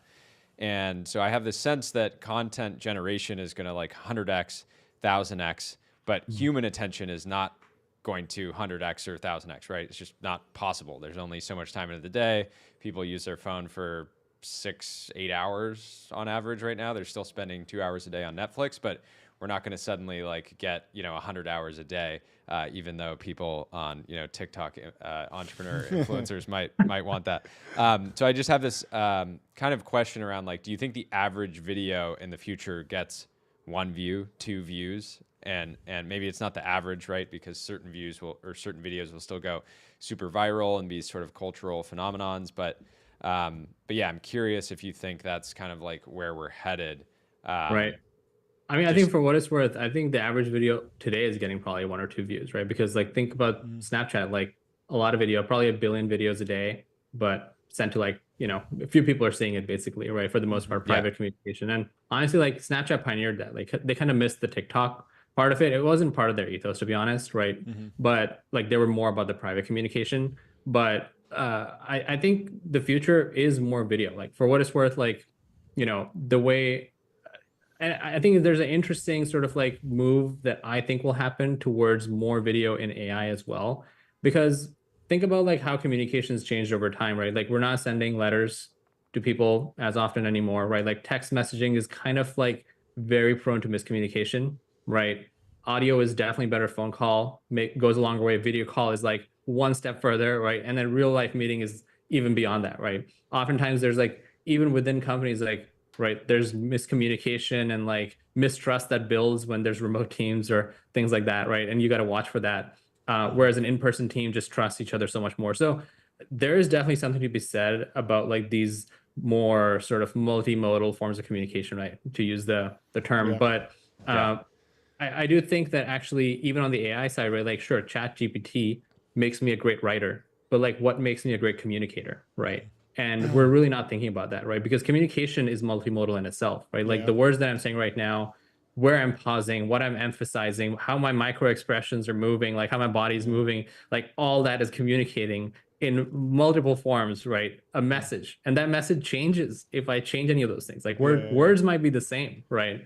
But I can change the message completely by just changing the delivery of it, right? So I think today's technologies like just aren't capturing, right, like how broad communication actually is. And I think it will all evolve towards video over time, just as we've seen. Like, this is not new. We've seen this happen before, right? So, and by the way, like I was at Snap when like TikTok took off, right? 2019, that era. And initially, like TikTok grew a lot on the back of Snap. And a lot of people know this, but like they were running like $100 million a month of ads on Snapchat, right? Initially, right? When they were not, there was no presence. Fox into the hen house. Yeah. And like there was concern, like in the company, people were concerned that like, are we like creating a competitor here, right? And we were running A/B tests. Yeah. Narrator, they were. They were, yeah, exactly. Anyway. But like we ran A/B tests to test, right? Like if someone sees a TikTok ad, are they less likely to engage in Snapchat? Tests didn't show that, right? But the reality is that it wasn't true, right? They did spend less time on Snapchat. So well, we got to run. This was a fantastic conversation. Thank you so much for hopping on, and we'll definitely talk to you soon. Yeah, great talking. Awesome. Thanks for coming on. Bye. We got Ian in the waiting room from Astromecca. I believe I'm pronouncing that correctly. Astromecca. Wait, Mechanica? Astromechanica. Sorry, I mistyped that. Astromechanica. Anyway, we'll let him explain it to us. Bring him on in, Ian. Sorry for the wait. Sorry for the wait. How do you pronounce the name of the company? Let's settle this debate once for all. Astromechanica. Astromechanica. There we go. Can you give us a breakdown of what you do? And I'd love to hear like the brief history on the launch. I remember there was like a video you posted of building something, maybe in a garage. It went viral. It was very cool, and there was some debate over it. And now it's a real company. You raised a bunch of money. So just take me through the little journey. Yeah. I guess it starts with my background of like I'm lifelong aircraft builder, pilot. Fly jets, the whole nine on that. Yeah. And Wait, you flew. What kind of jets did you fly? You kind of skipped over that. Private jets. Nice. I built my first plane when I was 17. I did experimental airplanes, drones in like the early 2000s before drones were a thing. So anyways, from that, like I think with like a lot of good companies, you're really just building the thing you want. Yeah. This is just not a thing that exists. Unsurprisingly, one cannot just go buy like a bleeding edge fighter jet. Yeah. So yeah, going with that, I'd always been obsessed with all the technology. Interestingly, I was working on like this hybrid electric architecture, initially coming from the private jet world for lower cost of operation. It's just like simpler systems. And it turns out there was a really neat technological unlock for supersonic flight. So that's where a lot of this kind of kicked off. And it was an especially novel architecture. I think this is why it was just so alien. And like I had just been spending so much time in all of the various like subcomponents and disciplines there. It's like there's this really unusual combination. When you combine all these things together, you get this totally new architecture. So the big one for us is like transition up to what we call a ramjet mode. Yeah.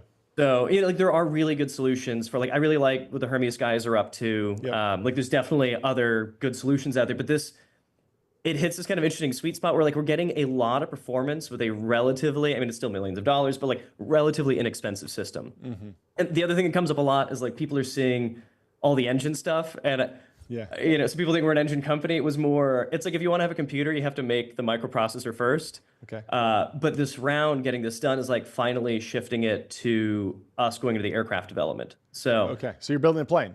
Yeah. I mean, that's my background. Like, I was a plane guy that just needed a better engine. That's so awesome. I made a better engine. And so, yeah, we're at that stage now with the round done. And like people had always seen me kind of like, I was like this guy in San Francisco that was like, I had a machine shop at a manufacturing business previously. So like people knew I was good at building stuff. But we've had just this like compounding effect of like the talent that I have been very lucky to accumulate here and just the people that have joined on. Because like good engineers see an interesting like technical solution and thing to work on. Yeah. So I mean, I love my team. Everybody's like incredible here. So like we've now got that then makes it easier to get more capital. Yep. Then we've been spending some time in DC. I mean, like Andreessen's been great with this. Yeah.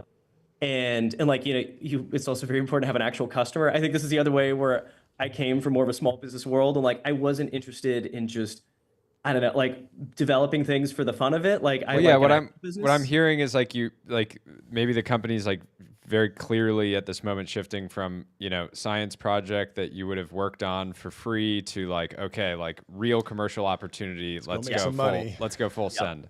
So yeah, I mean, in a nutshell, it's, you know, make the engine. So you go in the initial like demonstrator phase. So demonstrator the engine, that got the money to now build the demonstrator aircraft. The one we're pushing for is the world's first trans-Pacific nonstop supersonic aircraft. So we could do, you know, California to Taiwan without refueling in under 4 hours. Okay. So you know, I mean, it sounds like direct competitor to Boom.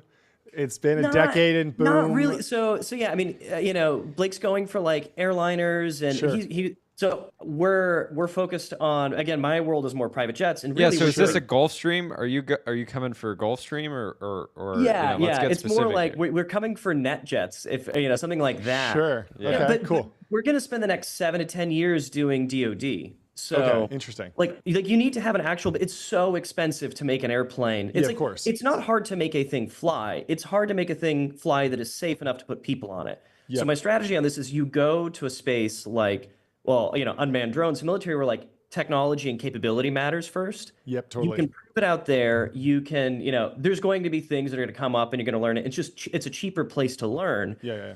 Then you're in a position where like, well, you have an actual business. You've been making, I mean, the drones, unmanned aircraft we're making are like at the smallest 20,000 pounds. Like they're not small planes. Yeah. And I'm curious, is the right place if you're developing a new airplane to start with, you know, autonomy, just because in theory, after you fully develop it, it's like, will pilots even be flying, or they'll just kind of like, I mean, I am a pilot, so I have feelings on that, but it's definitely something of like, this is another kind of odd thing. No one has ever used autonomy in the certification and development of a manned aircraft. And I actually think this is one of the ways we can make it a lot cheaper, because ultimately it's about getting data and proving this thing is safe. The only way you really prove it safe is you've flown it. And so if you have a human on board from day one, you can't take the risks that you want to. Like SpaceX proves this with Starship, where you're like, you know, the actual cost of the hardware is not that high.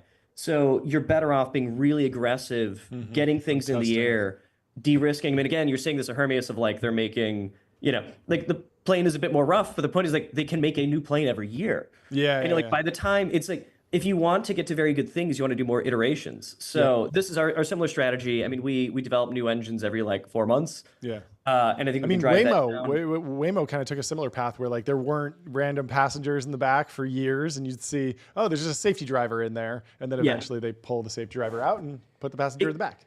Exactly. Yeah. You just want to spend time where you can map out all these weird little edge cases, things like that. So that's, you know, a big part of how we tackle this. And like, you always want to go for like big lessons, very important lessons, as inexpensively as possible, because eventually you kind of lock into a point where like everything will be so expensive that you don't want to make any changes. It's just too costly to do it at that point. So that's where I think ultimately we can actually get to the passenger flight point quicker and cheaper by starting an entire unmanned aircraft business first, because it's functionally quite similar in the technical challenges. And yeah, we can de-risk it all, learn all the hard lessons. And, you know, in the meantime, like, it's also very cool just getting to make these things. So, you know, it's photogenic work. Everybody loves seeing the engines on Twitter and stuff like that. For sure. Yeah. No, it looks incredible. I'm curious, A16Z makes sense in the round. Lower Carbon was a big logo there. Is that Saka and his team saying like, this is really cool, we want to back it? Or is there is it a fuel efficiency, you know, kind of thing in the long run? Yeah. The very first check, institutional check into the company was actually Lower Carbon, and Xiao at Lower Carbon was my guy. Nice.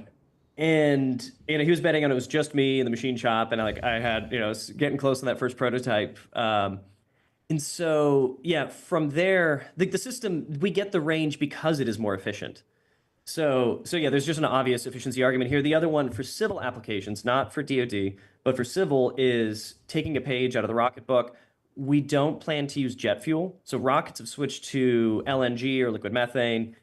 If you just swap to that fuel, it's 30% less CO2, just as direct fuel swap. It's more energy per unit weight. It's 50 megajoules versus 42 per kilogram.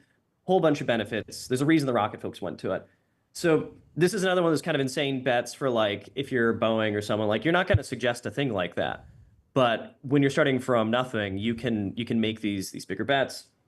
So yeah, if you were to do the combination of the engine plus the fuel change, you're around 60% less CO2. And then there's guys like, I love Casey Handmer at Terraform. There's a lot of folks working on synthetic fuels. If you have an engine architecture around LNG, I think that's the best fuel for electrosynthesis. So if you want to have like inexpensive decarbonized fuel, it's also your best option. So like options that first solve for economics of like LNG is a tenth the price of jet fuel. So first make it affordable, then you can go for the clean stuff after that, where, I mean, it is already cleaner, and then you can just fully decarbonize from there. Or, but first stay alive as a company. So first solve for economics, then go for that. Smart.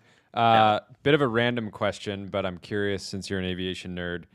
China earlier this week dramatically canceled some Boeing orders. They have their own internal aircraft. It's like COMAC, the C919. Do you see them like permanently trying to shift over to that?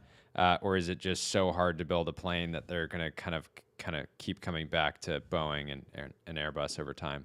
Yeah, it's tough to say on that. I would say, well, engines are harder, and to that end, I think, even they're using, just as we actually use Pratt & Whitney and GE components, things like that, and what we're doing, that's sort of like being TSMC.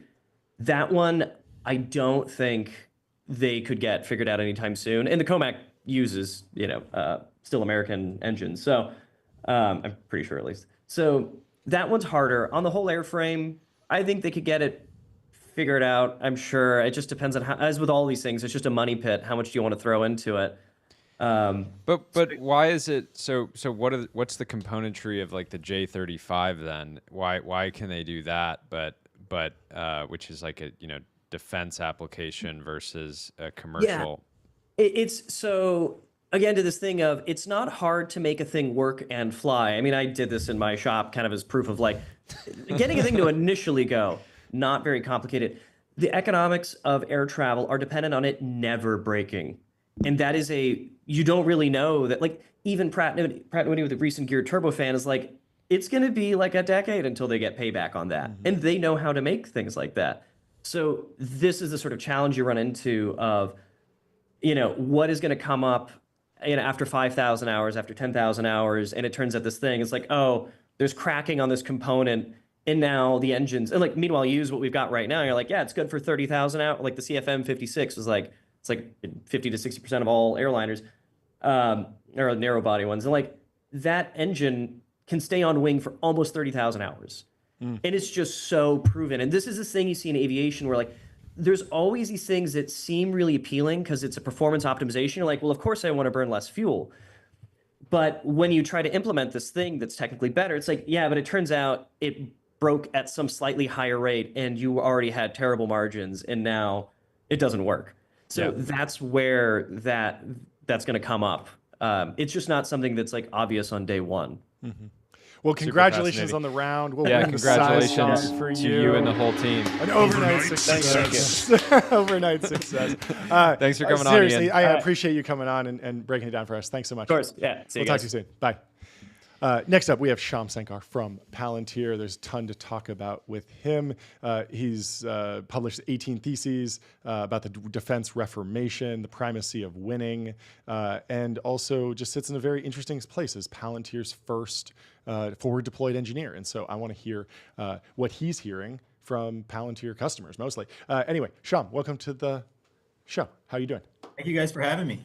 Yeah, thanks for being here. I wanted to kick it off with what is the biggest topic of discussion over the last 2 weeks? Tariffs, H20s, NVIDIA, something else?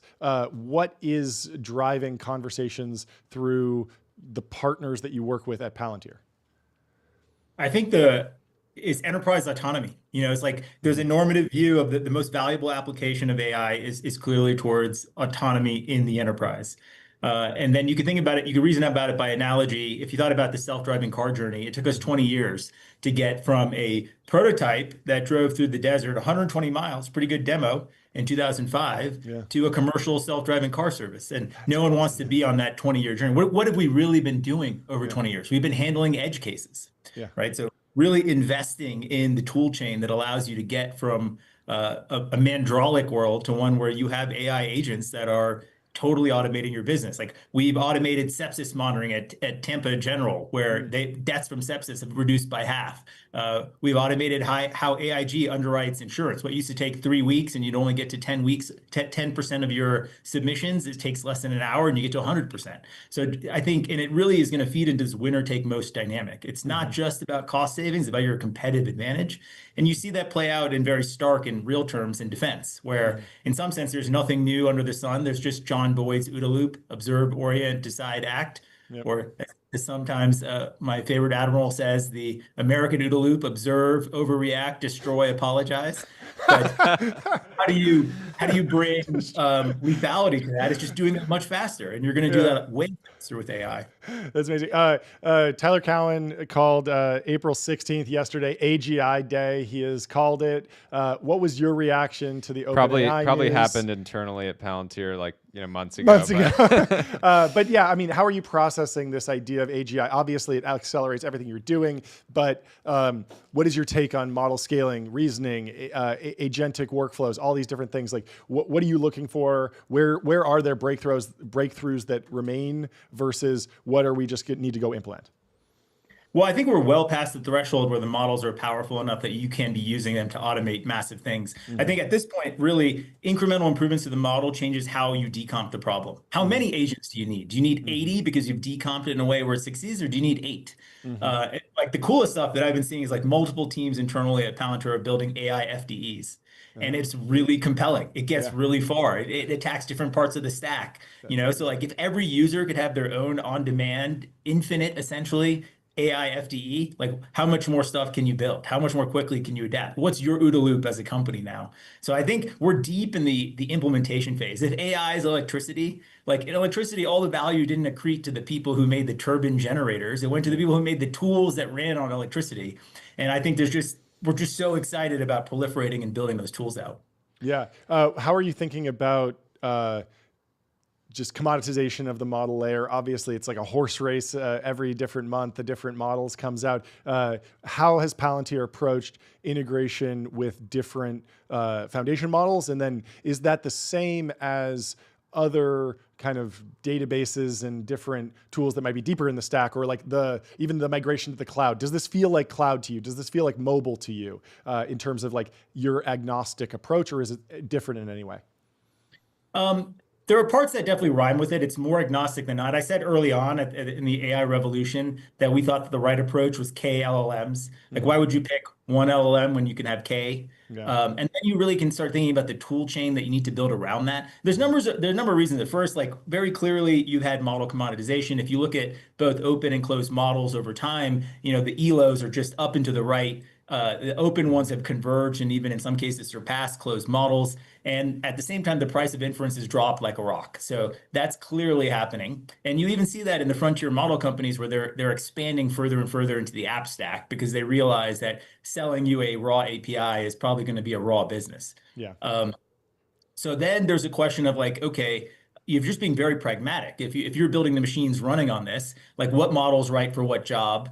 The models are improving rapidly. How are you going to safely be able to evaluate the relative performance of models as new models come out? So you need that sort of tool chain. And even more deliberately, these models get end of life. Like you can't get the original GPT-4 anymore, right? You have 4.0. And so if you've built an entire enterprise that runs, assuming some model is going to exist in perpetuity, that's probably not going to work out that well for you. So you're going to have this constant ability to evaluate and run these models in parallel to develop the conviction you need, not only for the optimization of what's incrementally better, but can I safely migrate in the future?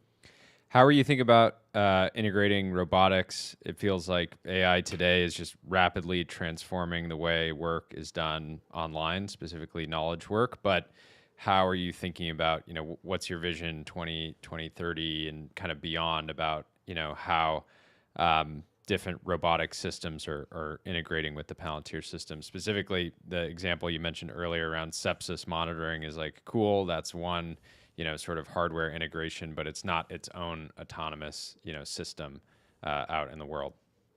In many ways, we already do this. We have like more than 300,000 workers, blue collar workers who turn wrenches in our software every day. Everything from the factory floors of Chrysler to every Airbus airframe, every HD Hyundai ship. If you think about a company like Rio Tinto, so much of the mining operation is actually autonomous. The railroad cars that take iron ore from where it's mined to the ports, that's completely autonomous. The 3-story tall dump trucks that are actually trucking out the ore, autonomous. And so I don't want to trivialize it, but in some sense, to me, it's more of like a difference of degree than kind. You're machine to machine communicating to a system. That system just happens to be smarter and smarter every single day. During the metaverse boom, Satya Nadella was talking about building digital twins. Is that an unnecessary abstraction or like reference point for humans? Or is there some actual value in representing all of these real world assets, like the Rio Tinto mining example you gave, in some sort of like virtual space? Or does it not matter and it should all just be weights in a model that we're querying through an LLM or something like that? Where I think it gets to be really valuable is if you kind of thought about it like a CI check in programming, where it's like, I'm proposing a change to a system here. How can I understand it? Like, is that change going to work? What are the unintended consequences of it? If I make that change, what are the new bottlenecks that different functions have to think about? The simple example I always use is the procurement guy is really excited because he bought discount raw material 30% off the list price. And the production guy is pissed off because this discount material has 40% less yield, right? Yeah. It is, at the end of the day, one value chain. And where the digital twins have been hugely valuable is the ability to integrate the chain and the decision-making across it. So when the left hand is robbing from the right hand. Can you talk about the early days of Palantir, maybe one of the first major wins or setbacks, or kind of like, what's the story that you tell to new Palantirians to kind of set them up for maintaining the culture? Because I feel like Palantir's done a great job of like maintaining the quality bar. You haven't become that place where people kind of go and like rest invest basically, but you are like kind of a big tech company now. What's the story that you tell to kind of set the culture? I mean, there's so many stories. I'll tell you how I set the culture at the end, I promise. But I think one of the things that I felt like we kept getting punched in the face in the early days on is that someone else's execution would end up screwing us. Like I remember we had this gatekeeper between us and a government customer, and he installed an early version of our software, and he wanted to test it out before he passed it on, and it crashed, and he blamed us, and it crashed because, I mean, in those days, this was a server with 2 gigs of RAM trying to run a 4 gig Java heap. And he didn't understand why it crashed, right? It's like we just developed this extreme ownership mentality because anytime we outsourced even an iota of responsibility, it blew up in our face. And you can see forward deployed engineering as like the extreme manifestation of that we're going to somehow have total control over the implementation because that's how you get the feedback and the quality and the improvement, and you're actually responsible for your own destiny. But the story I tell to kind of spill the beans on, so your first AMA with me, if you're onboarding in week 1, I always end the AMA by reminding people that Palantir is a flat place. What does flatness even mean? Well, to me, it means that every single employee is willing to tell me to fuck off to my face. And I am all say fuck off in unison out loud at the very end. I think it's important. I want to institutionalize the notion of rebellion. Yeah. That I don't have all the right ideas. There's so many things we've done over time I didn't think were going to be right, and they were right. And you got to bet on talent and the people and give them the space to run. And really preserving what's at the core of this is like, this is an artist colony, not a factory. I don't really know what your career progression is going to be, and if you want certainty on that, this is definitely not the right place. But I can promise you'll have access to the most motivating problems and compelling colleagues, and I'll give you all the canvas and paint that you need. Yeah. Can you talk about what's going on with the cultural transformation in Washington right now? You've written like maybe it's transformation going into founder mode, but within some of the more nitty gritty, maybe swampy institutions, is there a need to be able to tell each other to F off or just be more confrontational? What should DC learn from Palantir and maybe even vice versa? Well, I don't know if DC, I would say it seems like very presumptuous for me to say what should DC learn from Palantir. Sure. But what excites me about the present moment is, in Palantir terms, the primacy of winning. Like, sure. You feel that in the people there. They understand that they're working backwards from what could actually work instead of some anodyne notion of how we wish the world works but doesn't. Mm-hmm. And that's like allowing us to re-examine a lot of assumptions from first principles. I think founder mode is the best description of it. when I talk about conserved across commercial and government, kind of our diagnosis of the current legitimation crisis. Why do doors fall off airplanes? Why does it seem like these institutions aren't working? You have a C-suite that is, if you steel-manned it, diligently trying to steer the ship. And their steering wheel, what they don't realize, is a prop from the Jungle Cruise ride in Disneyland. It's not connected to anything. And then you have people, hardworking people on the metaphorical factory floor who kind of look up and say, how could they be so disconnected? How could they not understand what's actually happening here? And so much of that is like the levers of orientation are somehow filtered through a lot of people in the middle. Leadership doesn't have access to real-time information. If you couldn't, like if you were navigating a car and the latency of understanding where you are was an hour, you'd crash. And so like this sort of manager mode playbook, it works really well for the managers, but it's like a way of having a well-managed company into the ground. Yeah, do you think we need more like individual champions? Peter Thiel has that quote about like we need ticker tape parades. Ezra Klein is now talking about with the abundance. He's highlighted the failure of the California high-speed rail system. And what I found interesting about that is that it's very hard to pin down like California high-speed rail. Everyone kind of agrees like the project's not going great, but no one can really say like who was even the champion of that at any point in time. Like no one's really responsible at any point in time. Does the government need more individual accountability, or like I don't know, even like project level CEOs or something? I don't know. Well, yes, the short answer to that is absolutely yes. Like I think about it in terms of heretics and heroes. It was Somerville who built the Pentagon in 16 months. It was Gene Kranz who led the Apollo program. There's something about our kind of Midwestern Calvinist sensibilities as a country where, like, it's the Apollo program and not Gene Kranz. It's the F-16 and not John Boyd's plane. Sure. It's the nuclear Navy, not Hyman Rickover's Navy. That's great. I appreciate that sensibility tremendously, but it shouldn't obscure the fact that actually these projects, working or not, come down to a handful of really exceptional individuals being present, taking ownership, and leading the way. Yeah. Can you give me a little bit, expanding on that, can you give me a little bit of history on the $1-a-year men and that story? Yeah, in World War II, we actually had a program for very skilled people, corporate leaders, engineers. They could, for $1 a year, because volunteerism was illegal. You could not volunteer to work for the government. So as we were preparing to go to war, as we went to war, they would actually join the government as $1-a-year men. They would get $1 of salary. And they would actually be able to be deployed on the nation's most important and impactful problems. And sometimes they would retain their old job, sometimes they wouldn't. It would really depend. But you could get the right person on the job. And I think that's really important, because if you think about even World War II, our mobilization came down to one man, William Knudsen, a Danish emigre who actually invented mass production. He was the number 2 at Ford, where he invented mass production. He got in a fight with Henry Ford and went to GM as the number 2. And FDR asked Bernard Barsh, who should I choose to do this? He said, I have 3 names: William Knudsen, William Knudsen, William Knudsen. It's like, it really came down to a counterfactual. We had like one guy who could actually move all of American industry.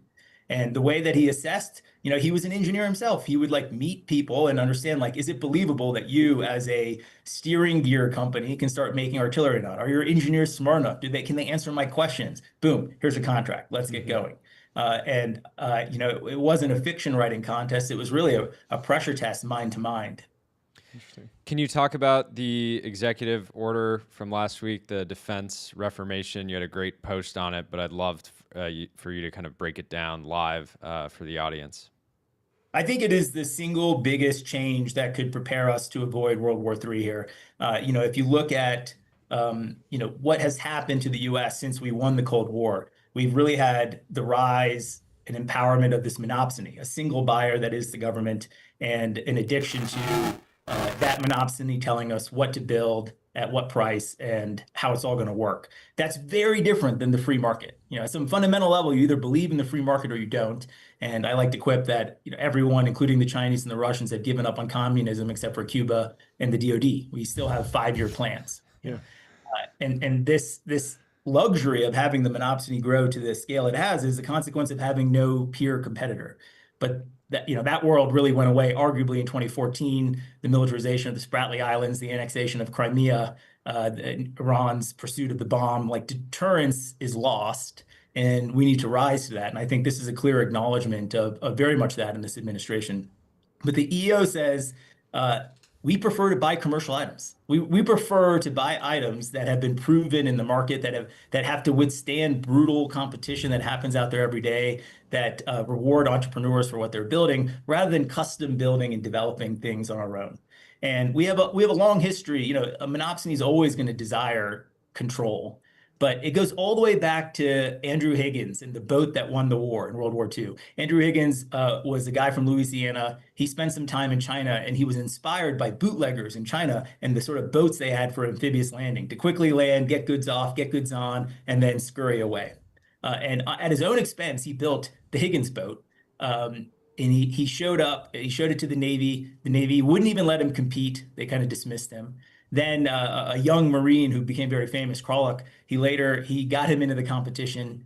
He won the competition, and then instead of buying the boat, the Navy stole the plans and tried to build the Higgins boat themselves, which they failed to do. And then finally, you know, at the 11th hour, of course, we do the right thing. That's a classic American trait. And Eisenhower said that's the boat that won the war. And so, you know, the Predator was developed as a commercial item. It was not developmentally done inside of the government. It was Abe Karim built it.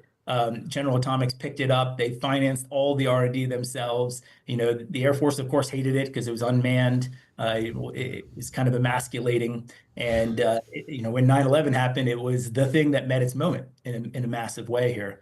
And there's so many examples. Like now we have whole companies built around this. Companies like Anduril. The entire approach is commercial first, investing private taxpayer capital into R&D, putting the pebble in the right shoe, you know, putting the pebble in the entrepreneur's shoe rather than in the taxpayer shoe. So this EO, it's actually this law in 1994, we passed a law called the FASTA, the Federal Acquisition Streamlining Act, that said it is the law that if a commercial item exists, you must buy it.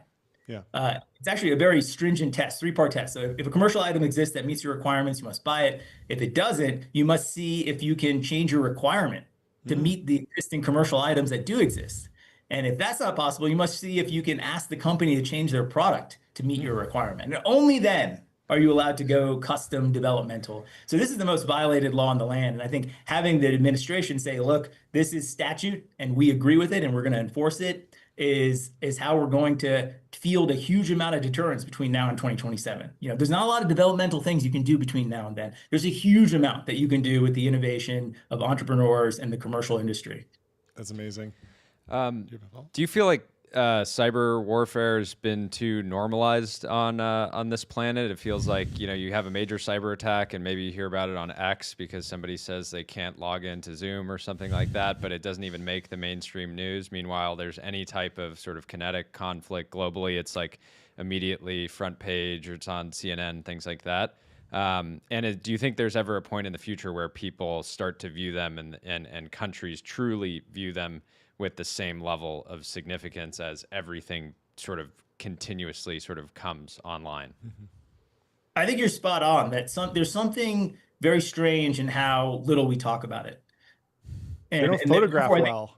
It doesn't photograph well. It doesn't photograph well. Like what picture are you going to put on the front page? But my concern is that in the future, if we have 100,000 humanoids, you know, going around a single city and suddenly they all are stopped, that's bad. That will start to photograph pretty well. And so I imagine in the future, it won't be just kind of brushed under the rug. And of course, you know, companies have to respond to it and the government responds to it. But I just imagine at some point it will start to really be news. Well, one of the most devastating consequences of it being so kind of below the waterline, something we don't want to talk about, is the normalization of like, what can you do about it? The sort of nihilism and acceptance, a pessimism that anything can be done about it, which is obviously not the necessary precondition to like rising to the occasion. And we should have very high standards for what could be done about it. Not this, of course, this company got breached or this thing happened and all these people have my information, all the way to, you know, sure, our water systems are compromised and, you know, we'll be brought to our knees within the first few days of conflict. Like we're not able to hold ourselves to the high bar that we ought to because it's not popular and we're not popularizing it as a concept. I mean, speaking of popularizing just general shifts in thought about defense and the importance of like public-private partnerships in the government, can you take us through the Defense Reformation, 18 Theses, your thesis there, and then kind of the impact and is it a jobs not finished situation, or has has defense tech become enough of a meme now? It seems like Silicon Valley is like fully on board, in my opinion, but at the same time, there's a lot more that we could do. Yeah, I think we've earned the right to have an at bat. You know, so like we've got to perform now for sure. I'd say the fuller I've touched on some of the themes, but the fuller diagnostic is the government has kind of historically made it a bad business to work with the government. You know, and you think about like our examples from the past, like at Intel, Bob Noyce would not let more than 4% of his R&D budget come from the government because he, as the inventor of the transistor, wanted engineering control over the roadmap and what he was going to build. He always had in mind a broader commercial market that was going to drive the price performance that was needed. Even though in 1969, something like 96% of his revenue came from the Apollo program and DoD. At that point, they looked like a government contractor, but that was not his aspiration was bigger. In the same way that Elon Musk's aspiration for SpaceX has always been to get to Mars and to make us an interplanetary species. You know, it's not just about launching rockets and satellites into orbit here. And we really lost, you know, so much of defense innovation. You know, Kelly Johnson, who built 40 plus airframes in his career, including the U-2, which we still fly, and the SR-71. He is this heroic figure. So much of this innovation has come from these legendary engineers, these heretics, as I call it. Today, you think about it as Northrop Grumman, but it was Jack Northrop and Leroy Grumman. You know, it was not Lockheed Martin, it was the Lockheed brothers, and it was Glenn Martin.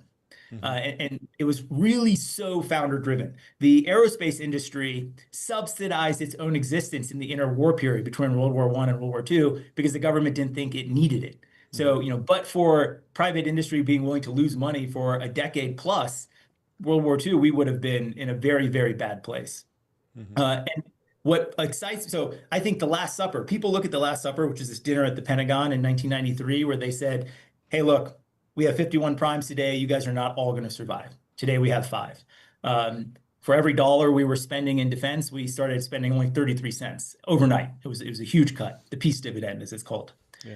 Consequence that conventional people take away from this is, oh, that's when we lost competition. We went from 51 down to 5. I don't think that was the actual issue. The real issue is that consolidation bred conformity, and the conformity pushed out all of the heretics. It pushed out all of the founder personalities that you need to make this stuff really work. My reason for immense optimism in this moment is that the founders are back.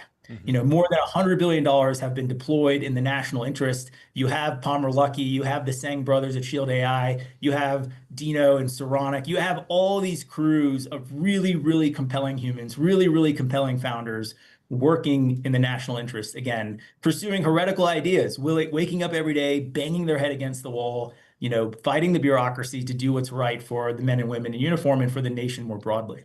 Can you talk a little bit about the startups that are building on top of Palantir and take us through AIP? Yeah, so we've always, it's a little abstract, but I've always felt like the ontology, which is our secret sauce, is it's really, you can think about it as like a declarative backend. It's a way of saying, look, this is the shape of not only my data, but the logic of my enterprise. And that's all you have to do, as opposed to the imperative approach of having to actually go create and wire this up and do it together and figure out how to get it to scale. And so if you had this declarative backend, if you could just say, look, this is what I need to exist in the world, now I can build applications on top of that manage and all of the entropy that usually sits behind it. And it gives you a radical speed advantage for these companies. So these companies are building everything from like the European Cricket Network to people who are building pharma companies, hospital operations companies.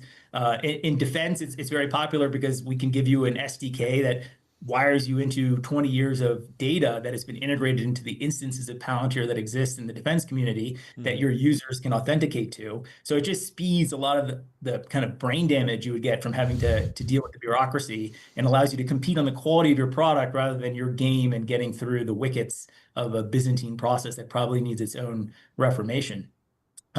But it's really about speed. And that ability to build on top of the platform, it's not just for third-party developers. When Hurricane Helene happened in North Carolina, green suiters, like folks in the Army in the 101st, built their own they built their own hurricane common operating picture on top of the platform. So that ability to respond to the need, it's the code version of the OODA loop. Yeah. What advice would you give somebody maybe graduating college today that's evaluating joining, you know, maybe a seed stage company versus a scaled company like Palantir, or or something like an Anduril. I imagine you at times had a ton of different pressure from VCs being like, leave, we'll give you 10 million bucks to do whatever you want. Like, don't you want to be a founder? Yet when I look at opportunities, in anything defense related, it seems like if you have a founder mindset, there's so many great opportunities to just go to a great company and kind of take on that sort of like founder level ownership over a specific problem area or product set or things like that.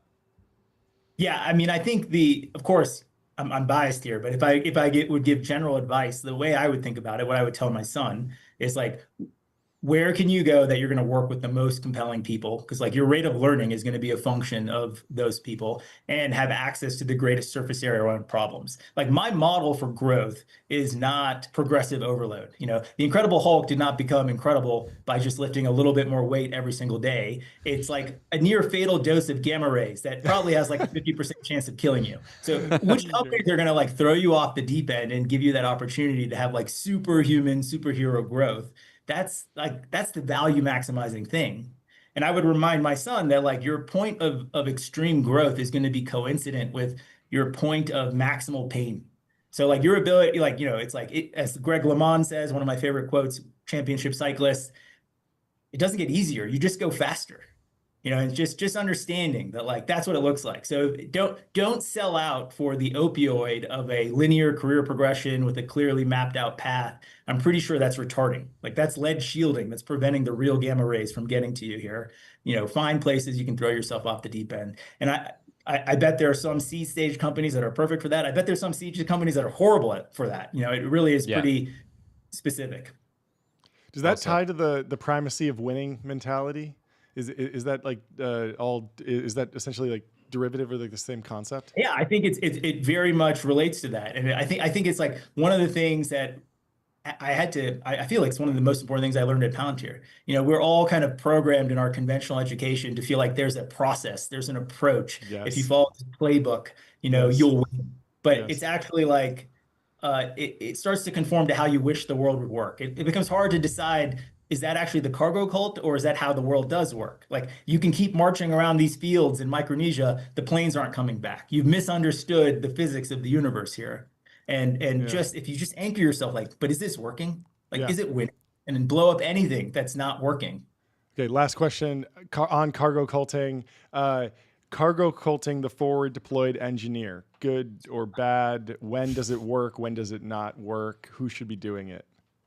Well, I think all cargo culting is bad. So I think that would be, it's, I think the forward deployed engineering methodology is exceptionally valuable. Akshay's description of it is the best one. I think it's like solving through back propagation. It's a very elegant metaphor. But if you just slap a veneer on it where it's like sales engineering done. My favorite things, like ex-Palantirians will be like, people are asking me, like, what is an echo? And I will describe an echo, and they'll be like, so you mean customer support, customer success? And it's like, wow, you've lost the essence of this whole thing, this beautiful concept. You've completely cargo culted away. Oh, no. Well, thank you so much for stopping by. This is a fantastic interview. For having me, guys. Yeah, this is great. Have a great rest of your day, and we'll talk to you soon. Cheers. Bye. Fantastic. So many great stories. Wow. And man, like encyclopedic knowledge of American history. There's so many times. Yeah, we need to have him on for of course. Lockheed and Martin, like I know their first names. Like I don't know their first names. I need to brush up on this stuff. I need to do some like space repetitions, some flashcards or something. Yeah. But next up, we have the founder of Starship coming in to the building. Welcome to the show. How are you doing? Boom. What's going on? Hello, good to meet you all. I am doing fine. I'm doing super exciting thing, and I like it. Yes, thank you. Would you mind kicking us off with just a little bit of background on the company and explain not just what Starship is, but kind of the footprint, the rollout, the strategy, all of that? Yeah. All right. Yeah, sure. So what we are doing, we are a company developing and building and operating delivery robots. Yes. So robots that transport stuff, like, and stuff that means, burgers, milk, could be, packages and so forth, right? So in science fiction movies, you don't see UPS guys knocking on your door. Mm-hmm. You see things coming to you, things flying to you. That's the future that we are building. That's the present that we are building. And we have many competitors as well who we have inspired to do similar things, with drone deliveries and so forth. We are doing it on the ground with robots that drive on the ground. Yep. Small robots that drive on the ground. And we are actually not like many people think that, this sort of futuristic thing is like a pilot or test, somewhere in some limited area or something like that. We are actually in full commercial operation with thousands of robots in hundreds of locations. It might not be, we are not there, not yet in every place that, all of this audience that's listening to this right now is, but we are in some places. And in some of these hundreds of places that we are in, our robotic delivery is completely commonplace. It's something that people are completely accustomed to. It's something that, people don't really use, like human couriers to deliver things. They use robots. Yeah. Can you talk about all the different things that you've seen around the way humans treat robots? I try to say thank you to robots, when they help me out with different things. But some humans, we saw this. Yeah, we've been seeing a lot of vandalism of the bird, we saw this. scooters, Bird. The big thing with bird vandalism of Waymos in LA is I think a lot of birds issues locally here just came from a culture of vandalism. You did the hard thing in making sort of cute robots, which I think probably helps. It's important. How do humans kind of present a challenge to trying to automate delivery, which should be in everyone's best interest? We get that question a lot, but we don't actually get a lot of vandalism itself. The truth actually is that people really love our robots. Yes, I see that, with scooters and, some of the other modes of transport, people don't really treat them nicely, but they actually do treat our robots really nicely. Like, for example, we often, get the question that, are your robots stolen? And actually, none of our robots have ever been stolen from the street. And we have done 8 million deliveries. We are doing millions of deliveries, and it's just not happening. Kids feed our robots bananas.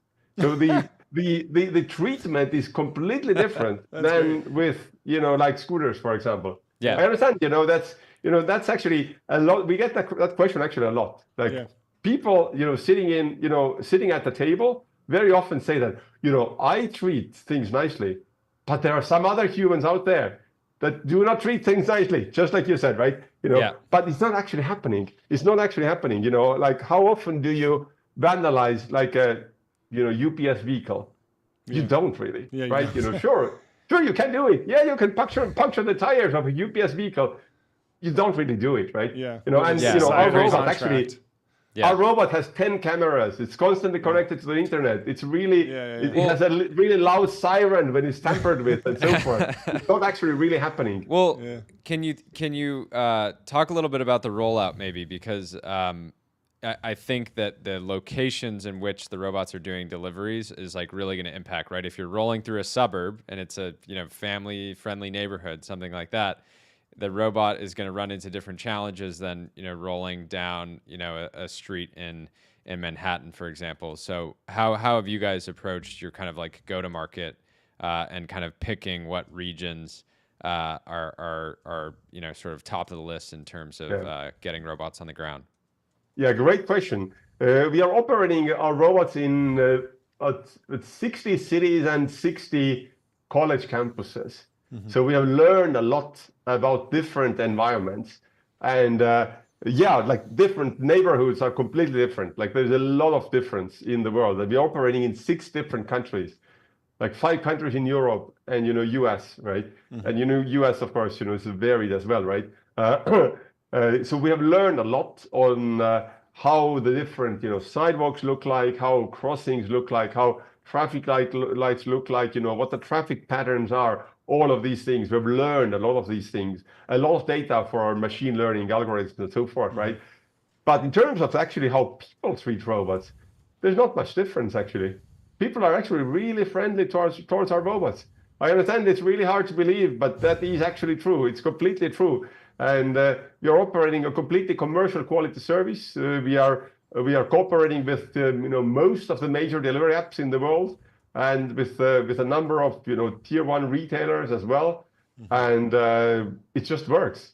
Can you talk about the progression of the technology, specifically the path to end-to-end? There's a single AI model, but there's probably teleoperation in the early days. Then there's some mixed. There's some C++ for pathfinding, but there's some AI for image processing and world modeling. How have you thought about developing the technology, and do you see teleoperation and end-to-end AI systems playing nicely together in kind of a centaur mode for a long period, or are these specific gates that you have to go through?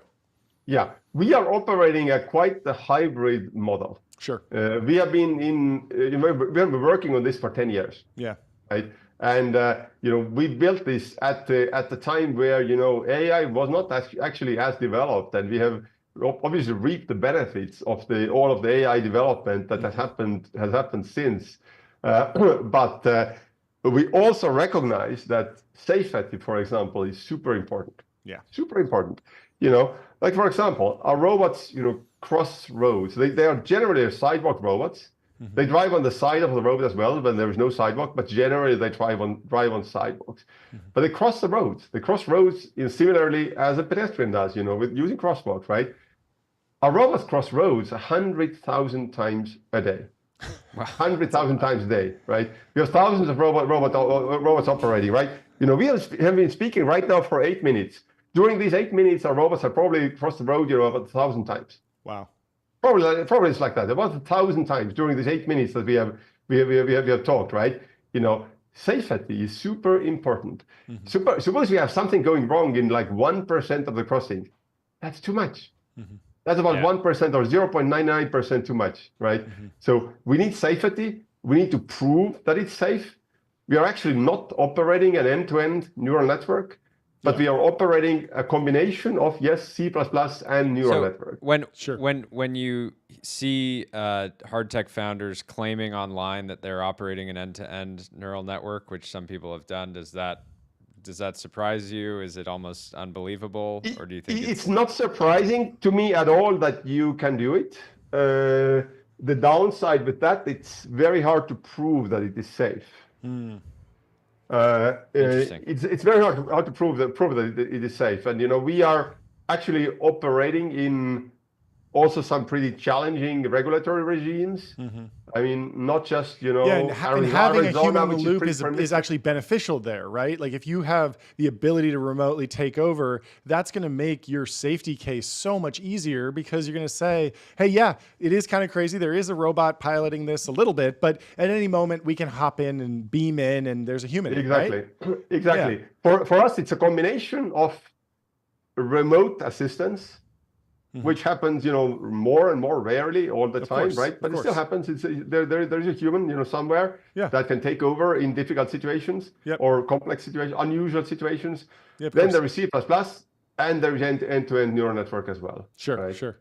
So has the combination of all of these. Yeah, has the transformer architecture or any of the other kind of foundational innovations in AI been important to Starship and what you're building? Obviously, we see hype around the Studio Ghibli moment and diffusion in image processing, but does that actually make it easier for you to understand the stuff of where am I in the world? Where am I going? I need to plan a path. How should we be tying all the amazing progress in LLMs and AI to your business? Yeah, it is definitely helping and improving our stuff. Mm-hmm. I think we were in commercial quality operation already before that, but it is helping us tremendously for sure. Mm-hmm. Primarily, it is clearly something that is dramatically reducing the need for this human somewhere in the loop. Sure. Absolutely. What about have you thought about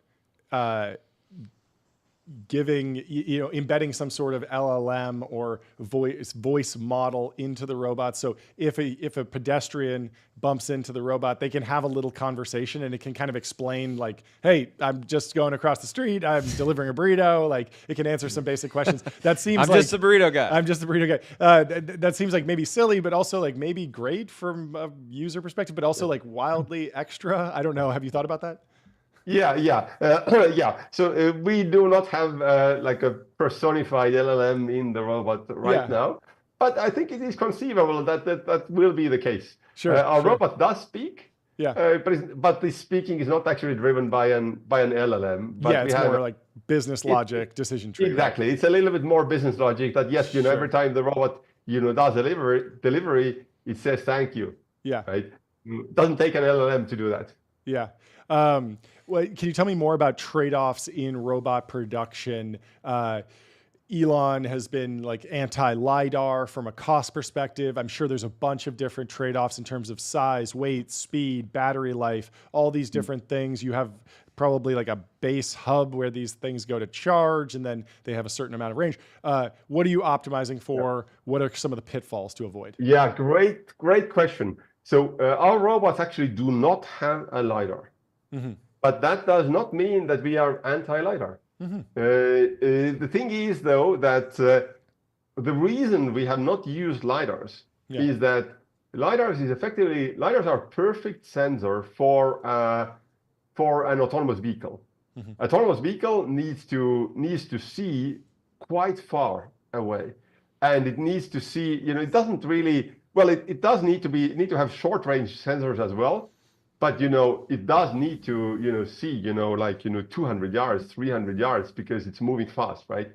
Our robots are moving much slower than a car, right? They don't actually need to see that far. So LiDARs are actually not perfect sensor for us. And the downside with LiDARs is that LiDARs typically have a narrow vertical field of view. They have like this narrow, rays effectively that see very far, but it's a very narrow, the angle, the vertical field of view is very narrow, like a couple of degrees or so, right?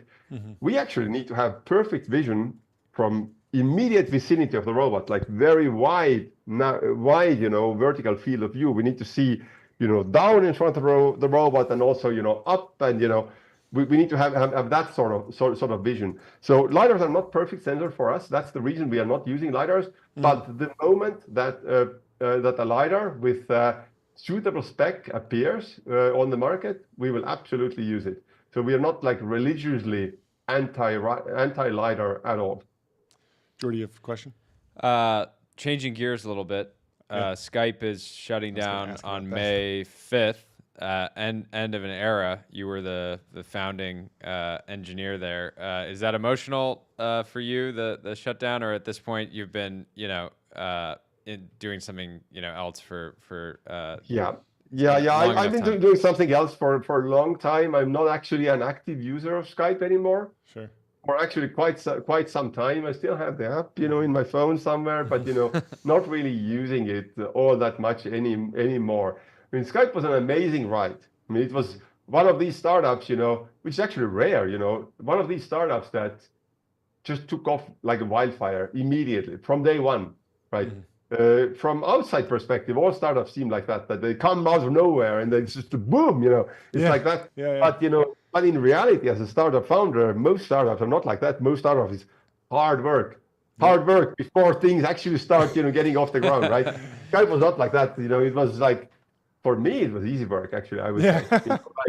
I just did what I love to do, and boom, loads of users came, and it just kind of happened, right? So it was an amazing journey, but also, frankly, I mean, it was a journey that happened 20 years ago. 20 years ago, literally 20 years ago. What are the key lessons that you took from the Skype story and applied to building this business? Is it just the engineering culture, the pace of play, or is it wildly different because it's a completely different growth curve? It's both of these things, but it's also, I would say, one fundamental thing is that with a lot of products and a lot of services, you kind of, it's a very simple service, really. Like, one delivery app, a major delivery app founder, told me that, look, Ahti, if your robots really work and you can give me cost savings because it needs to cost less than human delivery for me, then I will use your service any day. And, that's how it is. for them. That's how it is for us. We have no demand problem, right?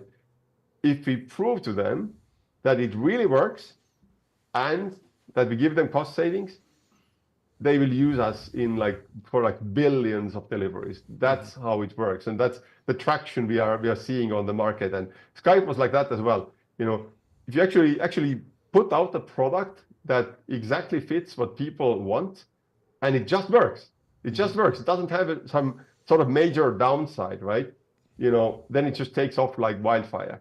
Granted, it's harder to do with the self-driving robot, right? Yeah. Clearly much harder to do. We built Skype, we were like a team of how many engineers we were, 15 maybe, 15 engineers, 9 months of work. And we had a beta out there that everyone loved and just took off like wildfire, right? Yeah. Sure, you can't do a self-driving robot with a team of 15 engineers in 9 months, right? It does take longer, right? Yeah. But it's also harder for competitors, right? So we are, I said, we have done, 8 million deliveries. I'm not sure, our closest competitor, there are lots of competitors, tens of competitors. Our closest competitor probably has done 200,000 maybe, or 300,000. Not sure. Something like that, right? Like an order of magnitude difference. So we started this trend, let's say, 10 years ago, and we're still number one. Because whatever is hard for us, it's also hard for our competitors. I have one last question, then we'll let you get out of here. Why is Estonia so successful in producing technology entrepreneurs? Great question. I think I don't have a full answer. So I don't know. But one thing out there is that Estonia was occupied by Soviet Union for 50 years or so, right? And I was, my age is such that I just turned 19 when we regained independence from the occupation, right? So I spent my childhood in Soviet Union, but my adult life has been in a free country, right? And turning 19 and finding yourself in a free country that actually doesn't have a lot of establishment built in, that means that you kind of grow up with an assumption that there are no obstacles. There are no obstacles for you. There are no big companies out there that you need to kind of compete with. You're just free to do whatever you want, right? So that's the culture. I think, overall, successful startups can be built by anyone, but it helps that if you don't know what's impossible. That's amazing. If you don't know that it's impossible, you're going to have a better success than you just think. Completely agree. That's great. That's amazing. That's amazing. Thank you so much for joining the show. Congratulations on your first 8 million deliveries, and looking forward to the 800 million. We'll have to have you back on then. Next year. Next year. Let's hear it. Awesome. Thank you so much for joining. We'll talk to you soon. Cheers. Bye. Before we bring in Daniel.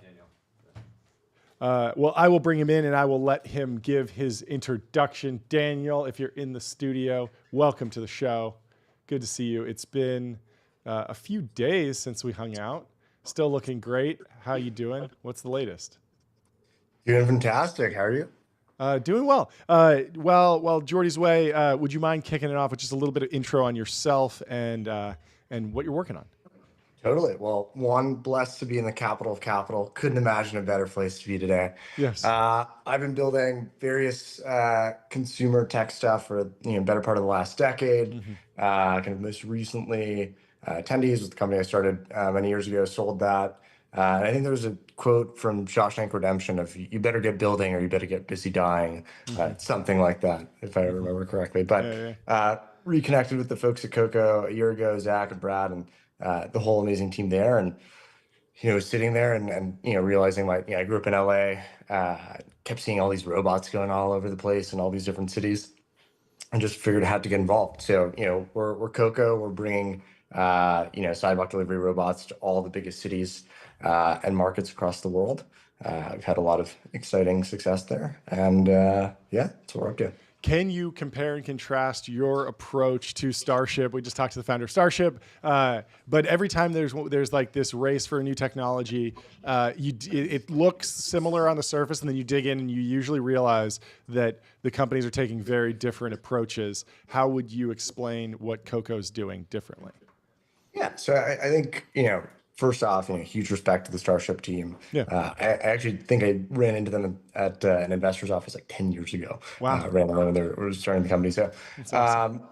I think the biggest differences, right, are kind of where we operate, right? I think Starship has had tremendous success on college campuses and kind of various other parts of other markets, but solving the complex city problem, right? Like if you look at the delivery market, right, you've had kind of, even if you think back 5-10 years ago, right, delivery costs were kind of an order of magnitude lower, both on the back end and kind of what consumers are paying. You have a fundamentally inflationary cost structure, but all that problem of most of the delivery volume is in the kind of big urban cities. And so I think we've really just drilled on our execution of handling the kind of complex situations there. There's a bunch of different regulatory hurdles, dealing with even distribution, right? We're kind of the only company that's partnered with Uber, DoorDash, and a bunch of other partners that we're kind of announcing soon. Being able to have that kind of broad-based reach, I think is super important because you can actually get the volume. Customers can use you in those cities. You don't have to go through a first-party app necessarily. So those, I think, would be the biggest kind of on the surface differences. What do you take away from the Waymo strategy? They were out in was it Phoenix, Arizona, or they were out in Arizona for a while, I believe, in like the easiest mode for self-driving, like huge streets, no weather. And then their second market was like the hardest place to drive in the world, San Francisco. There's hills, there's random people on the street, there's bikes. And I think like the telling that some people would give would be like, if you can solve San Francisco, you can solve kind of anything. Maybe not Boston in the winter, but is that the story you tell, or is there something else? And what are you pulling from their strategy overall, seeing what Waymo's done? Yeah, I mean, just on the commentary of kind of hardest cities to drive in, I would love to see Waymo's in Riyadh, Saudi Arabia. Okay. There it is bananas to take car rides there. Yeah. But what I think is interesting is we've always compared it the kind of Waymo and the Tesla strategy, right? The Waymo, because I think yes, they operate in San Francisco, which is lived there for many years, non-trivial to drive in, but the cost structure of how much does that vehicle cost, right? And amortizing that CapEx against all the vehicles, right? If you have this really expensive Spencer suite, you really like cost optimized the vehicle. And it's hard to when you're kind of reliant on a lot of these sensors and kind of advanced computing. It makes it difficult to really get it to be substantially cheaper over time, and to deploy you want to deploy a bunch of these, right? Like the question I've always asked is, why doesn't Waymo deploy, you have Google's budget, right? Why wouldn't you go deploy, 1,000 of these, tens of thousands of these, right? We've always viewed it more in the Tesla approach, right? Of like, if you can make kind of camera-based autonomy and kind of driving work, you can have a substantially simpler cost structure, right? You're able to, and with that simpler cost structure, you can deploy far more vehicles in far more places. And if you've seen the latest kind of Tesla self-driving, full self-driving version, it's an incredible driver, right? Yeah. And so I think that's the kind of biggest delta in the strategy that you'll see in kind of some of our competitors is like, and everyone on the team is incredibly ruthlessly cost optimized of how do we get these additional, 3 cents a mile, et cetera, right? That's kind of the big So what does that mean practically? Is that just, hey, we're staying away from LiDAR because LiDAR is expensive? Or is it like, we got to build a gigafactory and just drive down the cost of mass manufacturing these? Like Tesla is kind of the story of they did both. But what other decisions have you made to drive that cost per mile down as low as possible? I think it's both. And then there's a really interesting thing, right? Everyone thinks of the comparable of like, well, it costs, a human X dollars to do this, and then with a robot, it's cheaper, right? But that's only one half of the equation, right? The delivery business is a logistics business, and it's all in that 98th, 99th percentile, right? Of every single time you mess up an order, right, human or robot or otherwise, that is incredibly expensive, right? To the merchant, which might have a food cost deducted, to the delivery operator who kind of has to refund the order back to the consumer. So being able to be more reliable is kind of the other half of the cost structure. And I think what really impressed me kind of when getting involved was the focus on reliability and kind of making that work. And that obviously involves the robots were kind of human operated entirely for a long time. And as you kind of roll out autonomy, right, you're able to do that piecemeal while kind of maintaining that high quality service bar. And I think that's like the one thing, we know from a lot of our partners is like really exceeding on kind of quality of service. So it's both cost, which we nail, but then also quality of service as well. Do you guys have any projections on when you think autonomous delivery will be the default, right? There's like all these new systems coming in, Coco, Zipline. We're going to have lots of solutions, whether you want to order something from, Walmart 30 minutes away with Zipline, or you want to get a burrito. Have you seen Pipe Dream? Then there's Pipe Dream. Who's like, we're going to put it through the ground. The pipes in the ground. So there's lots of ways that we're going to get stuff, which is what Americans love. Yep. But at what point? What's your kind of like internal pacing around when you think these systems can be so ubiquitous that when you use a delivery app, you just sort of assume that it's going to be coming through some type of like autonomous platform? Mm-hmm. I mean, I think it looks really lopsided, right? Like if you're on the West Coast, like if you're in LA, like if you talk to people in Santa Monica, like this is their norm. Like to a lot of people, they get predominantly robot deliveries, right? Mm-hmm. If you look at other markets we're not in, it's not. I think it's the same for self-driving cars. Yeah. I mean, my answer is as fast as humanly possible. Like I think that's metered in years, if not sooner. But I think it's really market specific, right? Like, if you're in the big cities, I think hopefully for us, right, in the span of a year, maybe two. But I tend to be aggressive on that front. But I think it really depends on kind of which markets you're in as that kind of rolls out. But yeah, I think this proliferation of all these solutions is incredible, right? And I think for rural environments, I spend a lot of time out in Wyoming. Zipline's going to be amazing, right? But especially in the urban environments where the real there's a huge push, right? Of like there's a real business problem for a lot of delivery providers of like we need to solve this. I think that makes a lot of sense. Can you talk about anthropomorphic design? How do you make the robots friendly and seem like they're going to be fighting alongside us when we're fighting the AGI Terminators versus, because I imagine if it goes poorly, I'm going to want a Coco in the foxhole with me. It's a cute, even the name, like, Starship, cool name, but very different than Coco. I think that's deliberate. What else are you thinking? Where does this go? We were talking about maybe like, do you throw an LLM with a voice mode on it and you can just talk to it as it's driving past you? Maybe ask it the weather, ask it the time, or ask it for the news. Where does this go long term? So I think a few things. One, right? I think actions matter a lot more than words, right? Mm-hmm. What someone says to you versus how they behave towards you. And like, we have this idea of this cone of courtesy, right? And really being courteous to other, sidewalk users, bicycle lane users, whatever the surface might be, right? And I think what's interesting is you've seen, right, like I saw the kind of previous interview, there really is, basically almost no incidents of vandalism or kind of people interfering with the robots because there is this like almost adoration. The name is very purposeful, right? And the second most popular dog name in the U.S., at least at the time, right? And really? So, and I think kind of thinking through that of like how something behaves towards you and it ends up building the brand more than like what it talks to you. But then I think like there's always been this kind of sweet, jovial culture at the company that really just flows out through to the robots. I think there's a lot more stuff you're going to be seeing soon in that vein. Cool. I think we've been really focused on let's get the economics and the operating model right, but there's a ton of really fun stuff coming there that I can't quite share yet, but we will talk. Can you talk about your guys' partnership with OpenAI at all? I don't know how much you can speak to it, but that was a cool announcement. Yeah, what do you do with that? Yeah, what's up with this whole AI thing?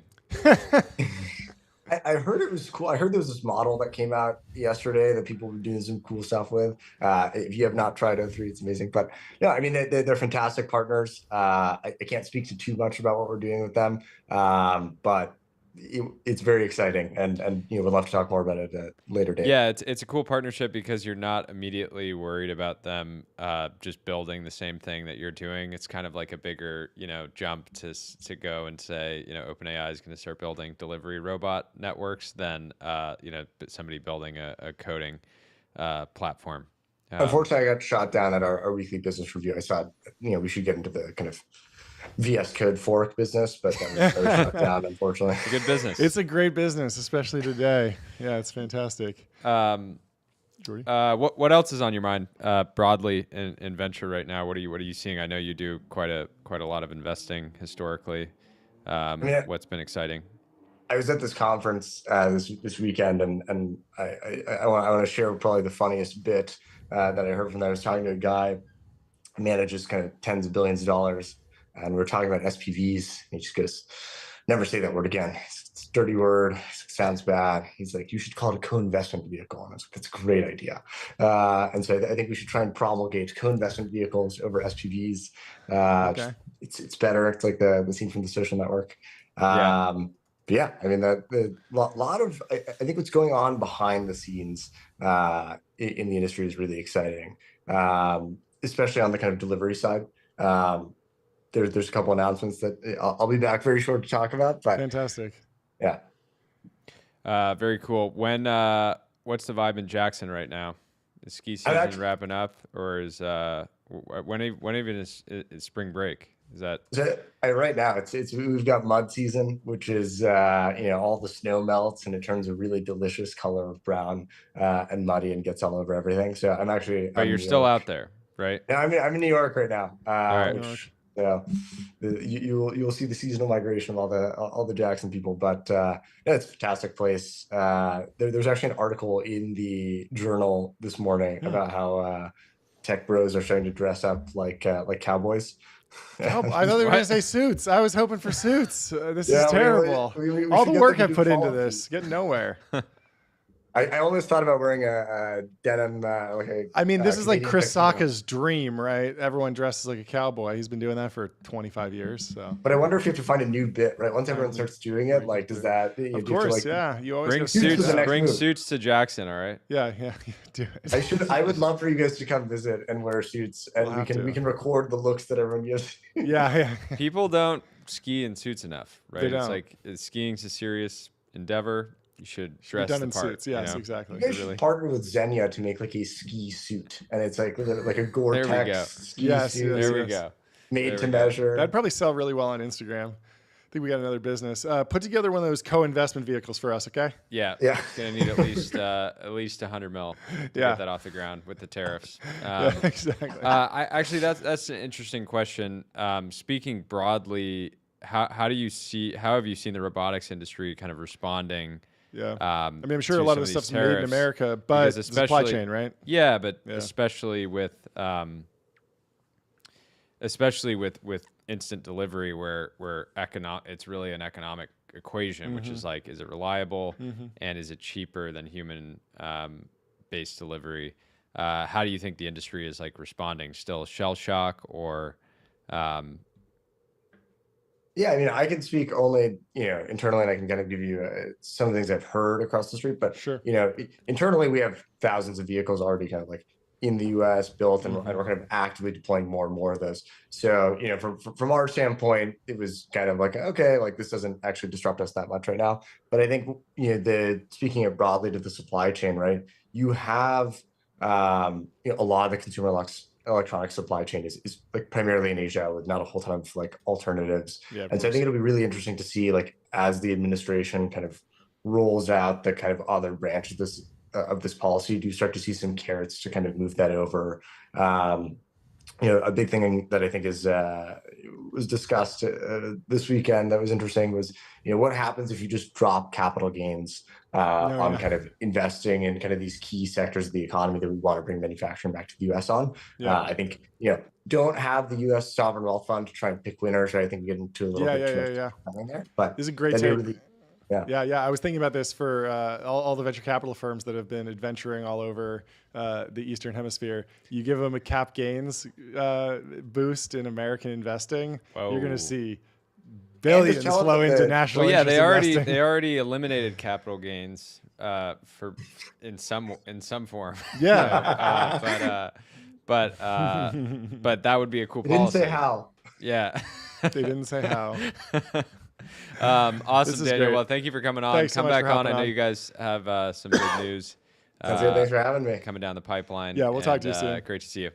Bye. See you guys. Cheers. Next up, we have Adam coming in from the Chamber of Progress, talking about the Google lawsuit that just happened and the ad tech verdict. I think we'll be able to have him pop in and give us hopefully some background. Adam, welcome to the show. How you doing? Oh, Good. Sorry, I had to unmute myself. Can you hear me okay? Worries. Yeah, you're all good. I'd love to start. Quick background on yourself would be great, but also just can you take us through the very early prehistory of this lawsuit? We'll build up to your analysis that you dropped today. Sure. Well, thanks for having me, guys. Great to meet. Loving the podcast. So I have been doing tech policy in DC for 20 years or so. I spent a dozen years at Google in their Washington office. Oh, wow. And about 4 years ago, started a group called Chamber of Progress, which is a center-left tech industry policy group. And so I worked on a lot of these issues, have a lot of familiarity. This case is interesting. So this was the second case that the Department of Justice filed against Google on antitrust issues, and the topic was kind of a niche one, which is ad tech, the ad tech industry, and it really was alleging that Google had improperly linked the different parts of its ad tech business together in a way that had given it a monopolistic position. And the case moved relatively quickly. It moved for what's called the Rocket Docket, this court in Virginia that goes generally pretty fast. And what does fast actually look like? When did it kick off? And obviously they got this one. So this one was filed. So this one was filed by the Biden administration. The other Google case, which had to do with Google's search distribution deals, was actually filed by the Trump administration. Yep. So this one I think took maybe a year from the time it was filed to the time it actually went to trial. So that's like relatively speedy. Yep. And they had there's a whole parade of people from the ad tech industry who testified as witnesses in this case, as well as like advertisers and publishers and kind of people from that world. But the trial ended I think in December, and then they just came out the verdict today.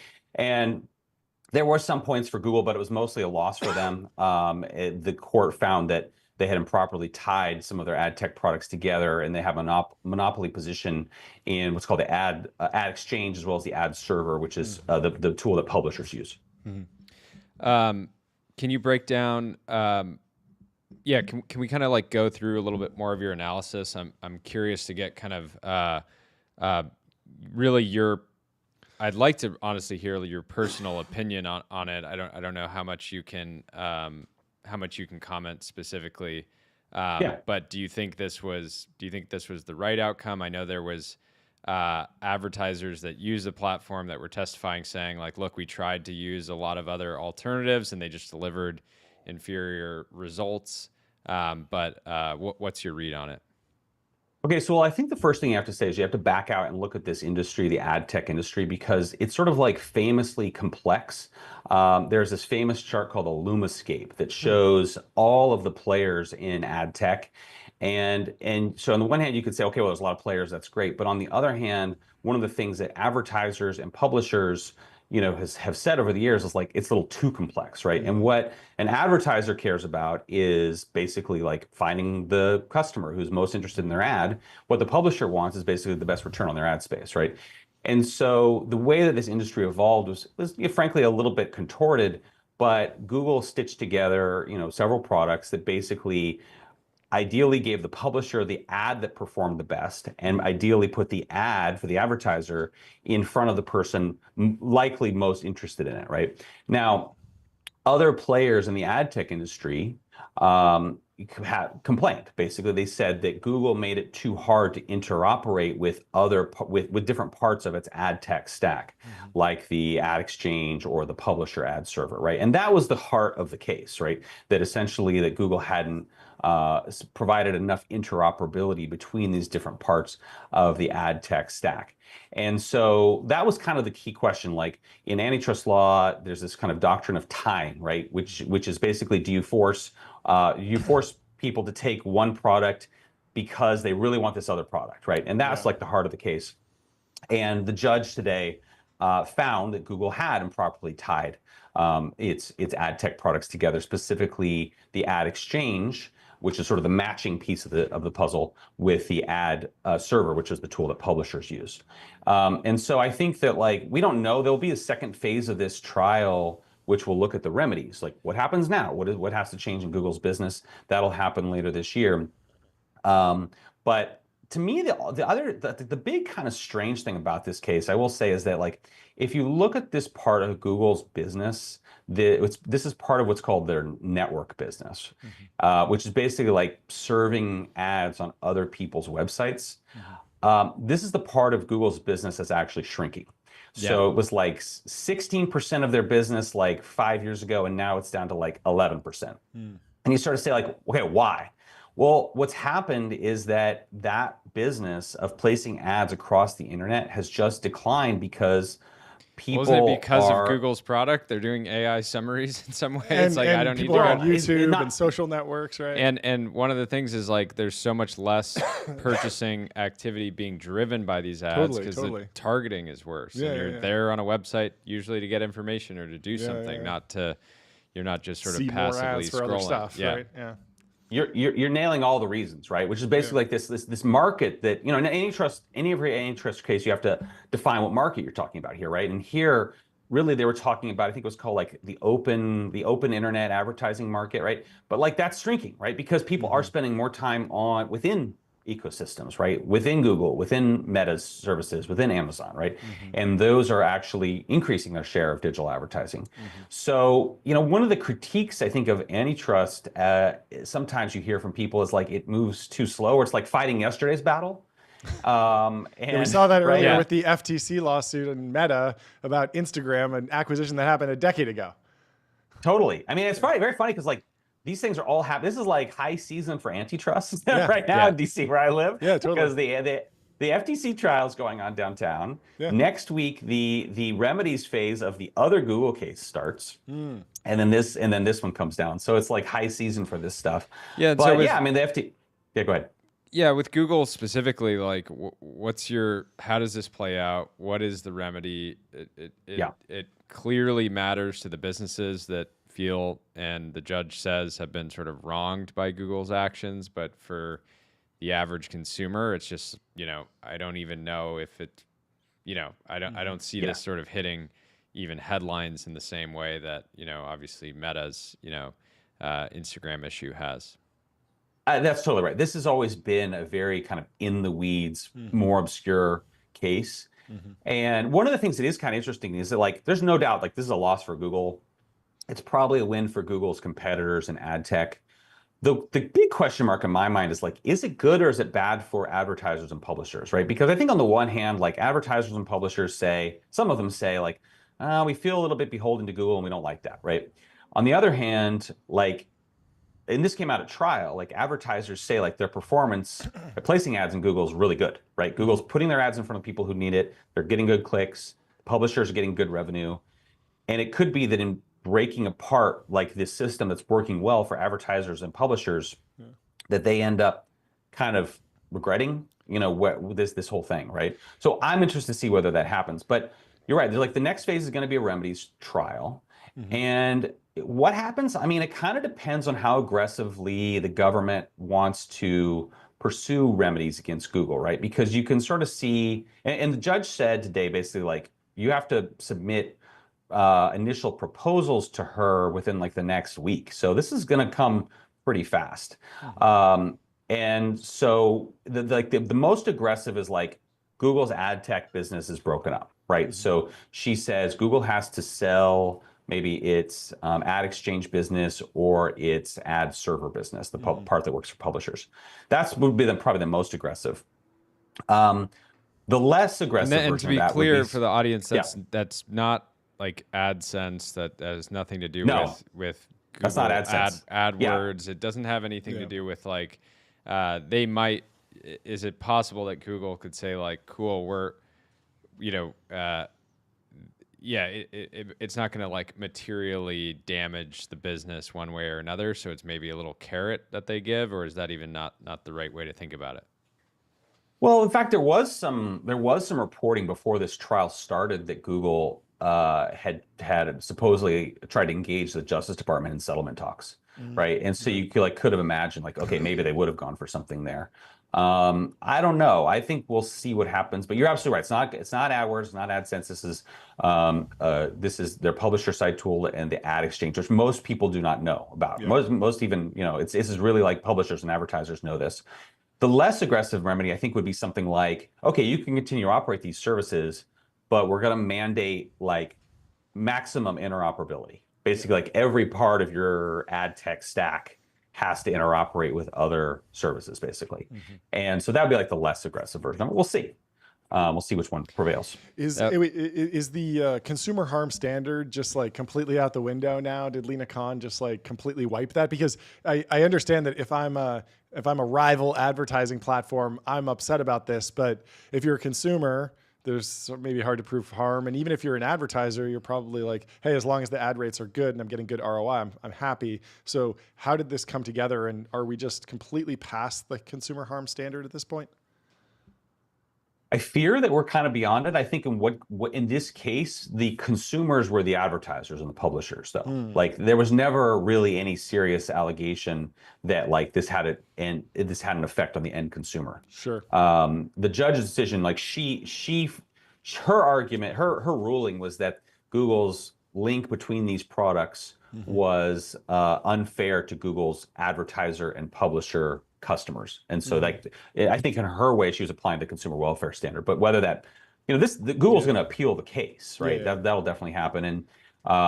And one of the big cases that's a challenge for the court here is this case called Trinco, which is old Supreme Court precedent, which basically has to do with what's called the duty to deal, which basically says like, do you as a business, even like a dominant business, have an obligation to help your rivals?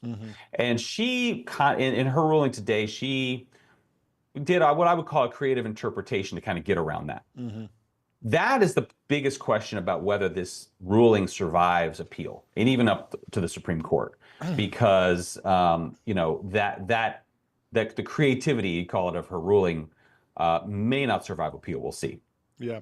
Do you think that there's just zooming out, like a shift in the government perception around just big businesses, even if they maybe are monopolies, but they're not causing consumer harm? We saw this Lina Khan taking a shot at Amazon, like they're clearly dominant, but is there consumer harm? Debatable, but it's still, let's put the screws to them. And JD Vance kind of said the same thing with Google. He said, yeah, that's a big company, maybe too big.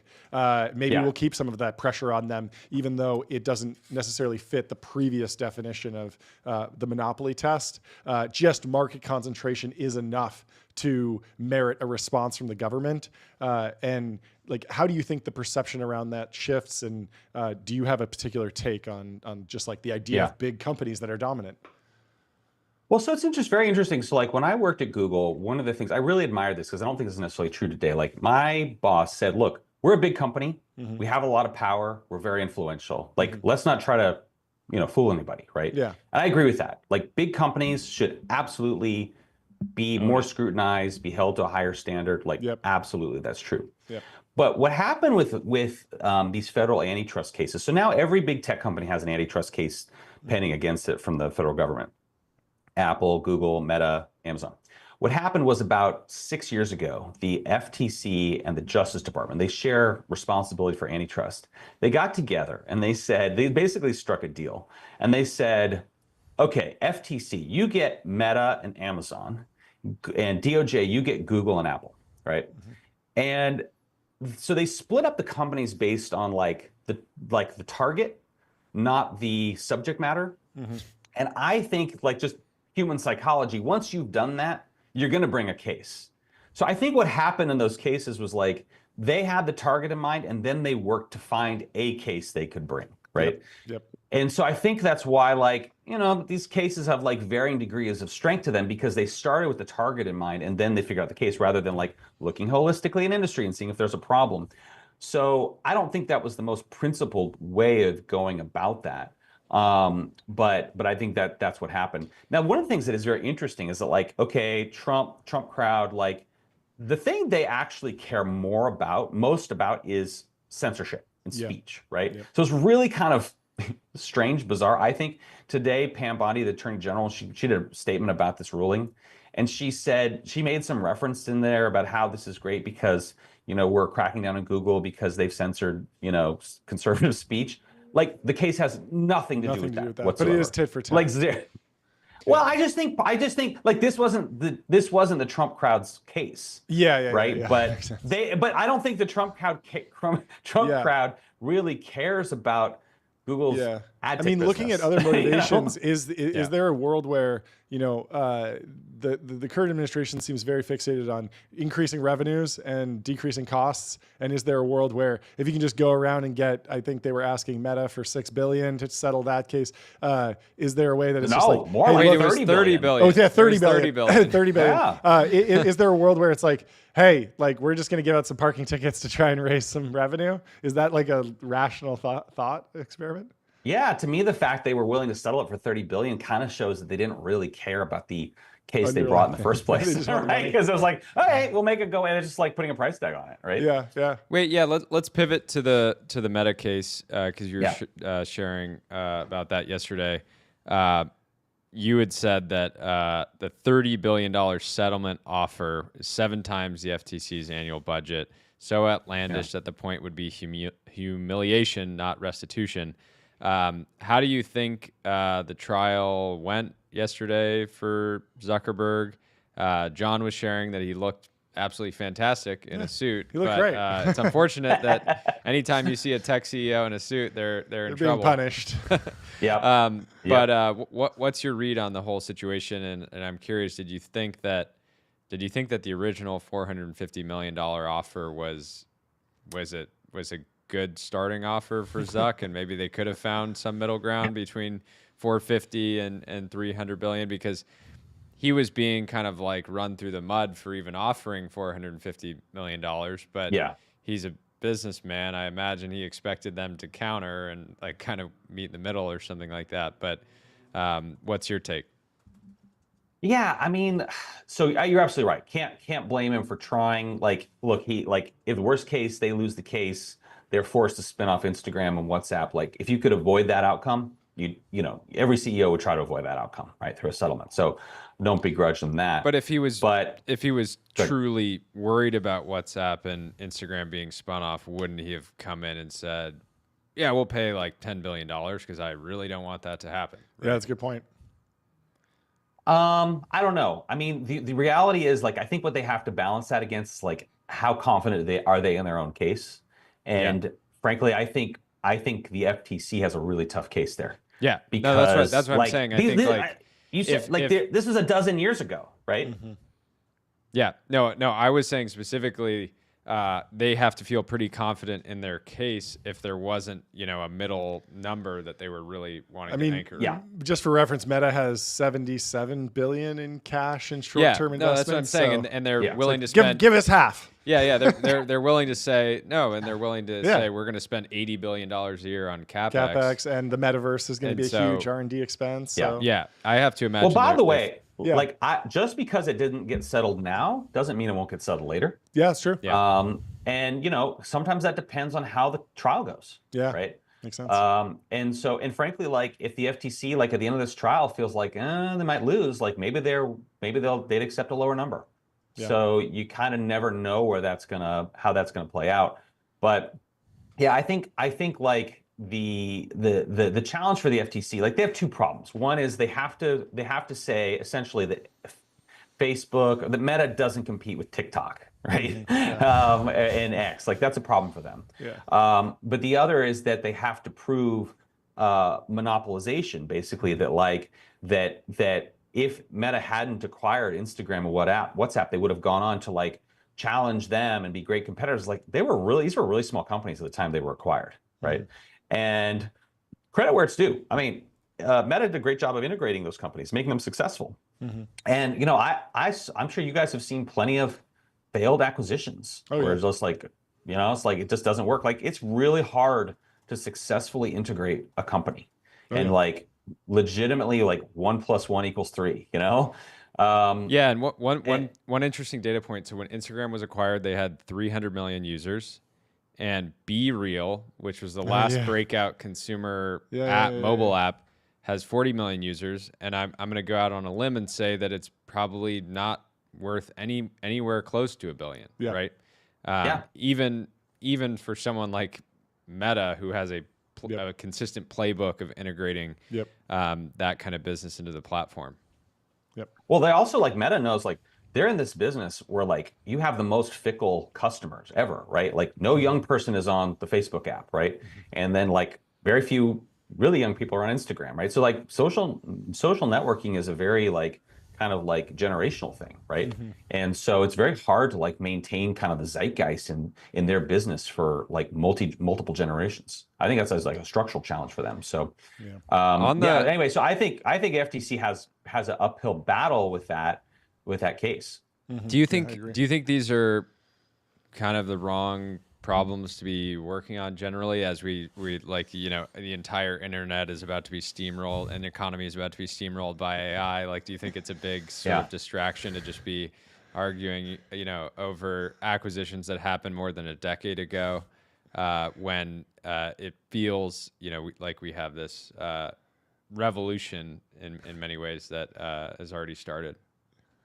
Yeah, I think so. I mean, look, like, you know, I think a lot was very popular for politicians to say things like, we got to beat China in AI. Well, like, who do you think is going to do that? It's going to be Google, Meta, OpenAI, right? Yeah. It's like going to be Anthropic. It's going to be those companies, right? Yeah, arguably a Meta without an Instagram is a much weaker product. They can't invest as much in CapEx. They can't invest as much as in Llama. Like maybe Llama 3 doesn't get built because they're making half as much cash flow or something, you know?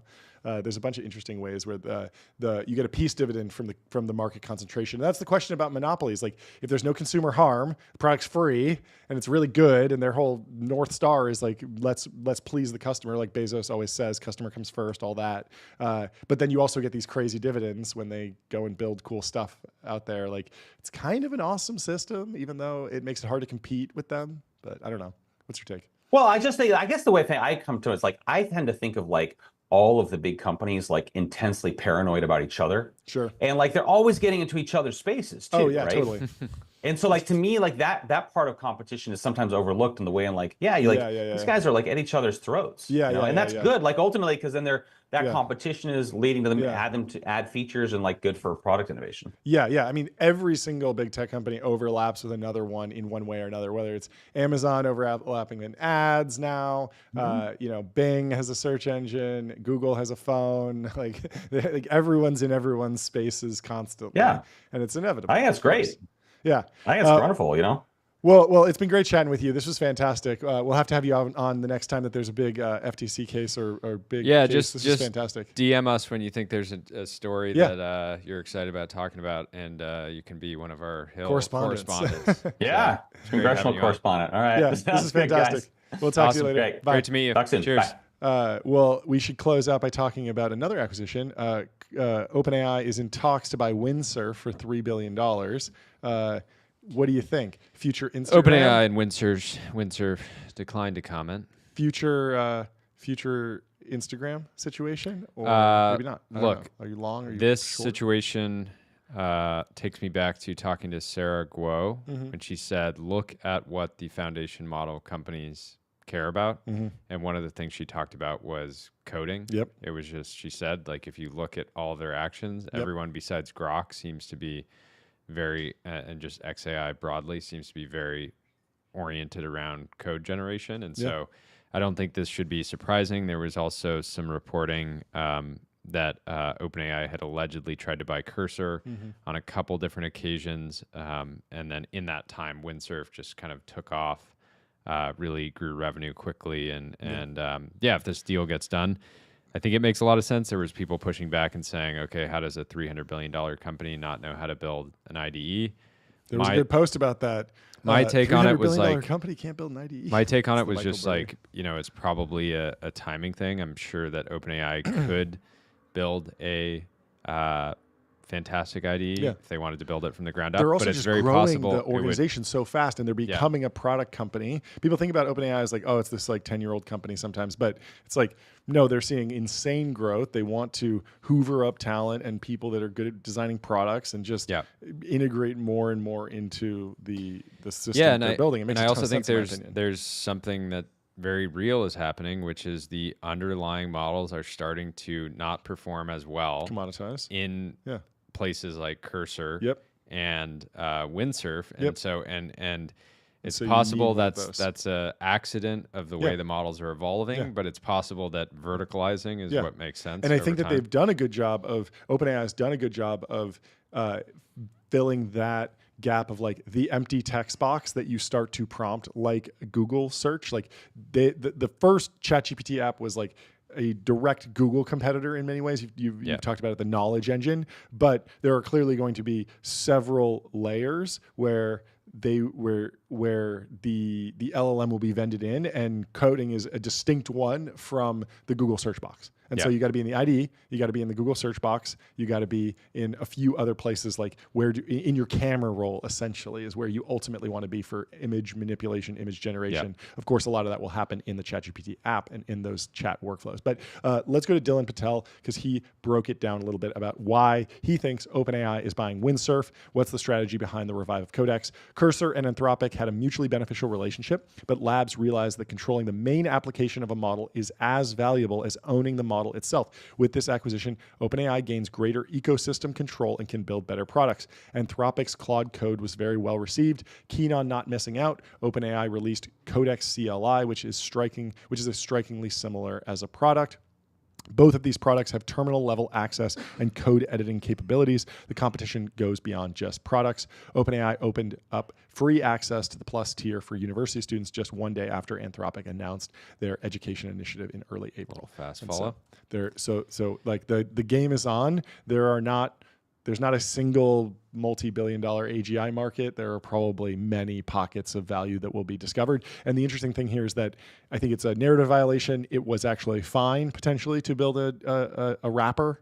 In many ways, these companies were derided early on when they launched as, it's just a wrapper. You're going to get eaten. This is going to get one-shotted by the foundation models. It seems like there at least is a way out via an acquisition. These companies are valuable. We've seen the ARRs grow. So, and then also I think it's interesting that you can probably think of like a power law distribution around value creation at the application layer with like the blank box in ChatGPT, like just go and talk to the LLM. That's probably like the most dominant. That's the Google, right? Yeah. But then Windsurf, Cursor, Devin, these are all super valuable in that category. But then there's probably a really long tail, and there's probably some value in the application layer deep down. So I think it's another maybe bull case for wrappers, depending on how you're structuring the business. Like you probably are not going to disrupt OpenAI with a wrapper, but you could build a very, very great business. Yeah, and for Windsurf, I mean, I'm sure they, in many ways, would have loved to just keep building and building and building and building, compounding. But they also, I'm sure, were very aware of the competitive dynamics. And this is one of those things, right? When you talk to we talked to the founder of Captions earlier, right? Fantastic app that you're using all the time. How far away are we from you being able to upload a video to ChatGPT and just say like add subtitles to this? It's possible, You're already a pro subscriber, right? And you're like, okay, I have this. But at the same time, with the cursor analogy, like it's possible that there are more features, and you just stay ahead long enough to lock in that customer as like, well, I like their UI. I'm familiar with that. Like this is the same thing with like DaVinci Resolve is free in many cases, and people don't switch because the buttons are in a certain place and the certain features that are nice. I would just say like people, people were I even saw Daniel, who we had on the show, talking about how, obviously value accumulates to the app layer, but I don't, I still think we're going to see this back and forth battle where, value is accumulating to the app layer. But OpenAI has an app. Like models are everything apps, right? You can ask it to do something absurd. Yeah. You can ask it to now go, do the, book you a flight, make me a video, write some code for me. They are a new form of everything app. Sure. And I think that big companies, even if you have a lot of traction today, you need to look at how fast they're evolving. There's a funny post by Bern Hobart here. O3 is a quality improvement, but at least on financial topics, it's definitely the frattiest model. Returns don't increase or rise, they get juiced. And retaliatory tariffs are described as China blasted hogs and soybeans. This is great. This is my only real complaint about Frat GPT is that it hyphenates too much. But other than that, it almost perfectly captures the style. So funny. Blasted hogs and soybeans. I love it. Well, we got to tell you about public.com, investing for those who take it seriously, multi-asset investing, industry-leading yields, trusted by millions. So get in on the action at public.com. What else? I mean, Dan Schipper, he kind of had the most viral review of O3. He says it's absolutely amazing. It's already his go-to model, fast, agentic, extremely smart, and has great vibes. Some of his top use cases, these are things you can kind of steal from him and adapt into your own workflows. It flagged every single time I sidestepped conflict in my meeting transcripts. It spun up bite-sized ML course that pings me about every morning. It found a stroller brand from one blurry photo. That's cool. It coded a new custom AI benchmark in record time. It X-rated an Annie Dillard classic and found writing tricks I'd never noticed before. It even analyzed Every's org chart to tell me what we'd be good at shipping and what our weaknesses are. So he's having a lot of fun with it. Anything else here? Oh, A24 Music. Yeah, they launched a music label. That's really exciting. And they're getting venture backed, right? Yeah. Didn't they take some money? From Thrive. From Thrive. Very cool. And then, gosh, I feel bad for blanking on his name. The guy who was at Adobe. Oh, yeah. Legend. Scott Belsky.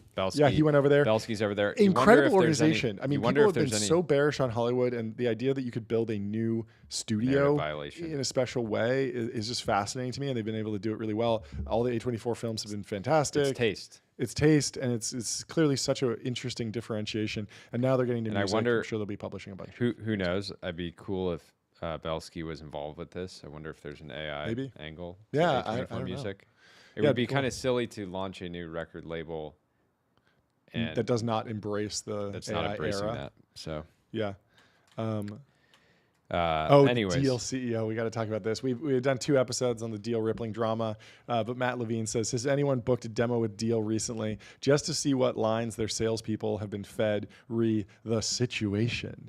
It's a hilarious manifestation of natural versus corporate personhood that the entire exec team are wanted fugitives, but the rest of the company just keeps chugging. And that's like, yeah, this is something that's probably missed is like, so the Deal CEO they've been trying to subpoena him, and he's maybe in Dubai, and it's very controversial about whether or not he'll stay at the company because there's all these allegations. Not much proved yet, but the signed affidavit was pretty crazy. Their spy turned on them. The spy turned on them. It's not looking good. But what does that actually mean for the company? Like the crazy thing is, like even after all the Zenefits drama and Parker stepped down, like Zenefits didn't do well, but it did continue as a company for a long time. People don't like ripping out their HRIS systems like ever. It sucks. Yeah, I mean, I think the fact of the matter is, I imagine Rippling has an extremely strong sense of who uses Deal. Yeah, right. For sure. There's not because they've talked to everyone. There's a lot of companies in the world, but there's not a lot of there are a lot of high value enterprise targets. Yep. But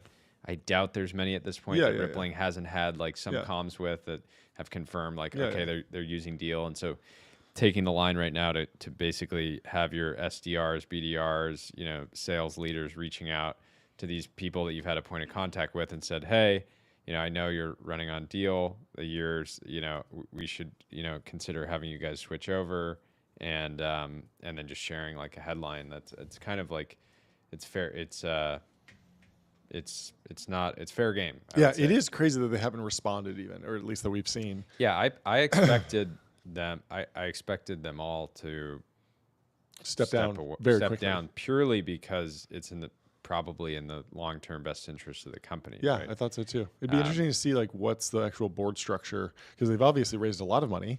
They probably don't own more than 50% of the shares, but they might have super voting or something, or board control. Who knows? But even still, then, if I mean, just in your self-interest of preserving the financial capital, if all the pressure's on you, get out. It's not like you're necessarily going to lose all the value there. You could very easily maintain some of that if the company survives.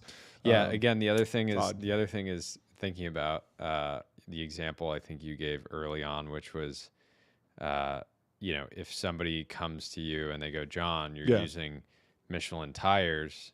Did you know that Michelin was spying on Bridgestone? You're really going to use those tires? I'd be like, that sounds like a hassle. And you're like, okay, tires. You seem way too interested in the tire market. Exactly. I'm going to keep, driving my car. Exactly, Thank you. Exactly. And so it's very possible that, who knows? Maybe it doesn't have as much of an impact, but I'm sure it's going to have an impact from a recruiting standpoint, which will have an impact long term. Yeah. Right. Well, I want to close out with 2 more posts. congratulations to Raul from Julius. He announced collaboration. He was talking about this Figma for data analytics. He also put out a cool photo of him teaching data analysis at HBS.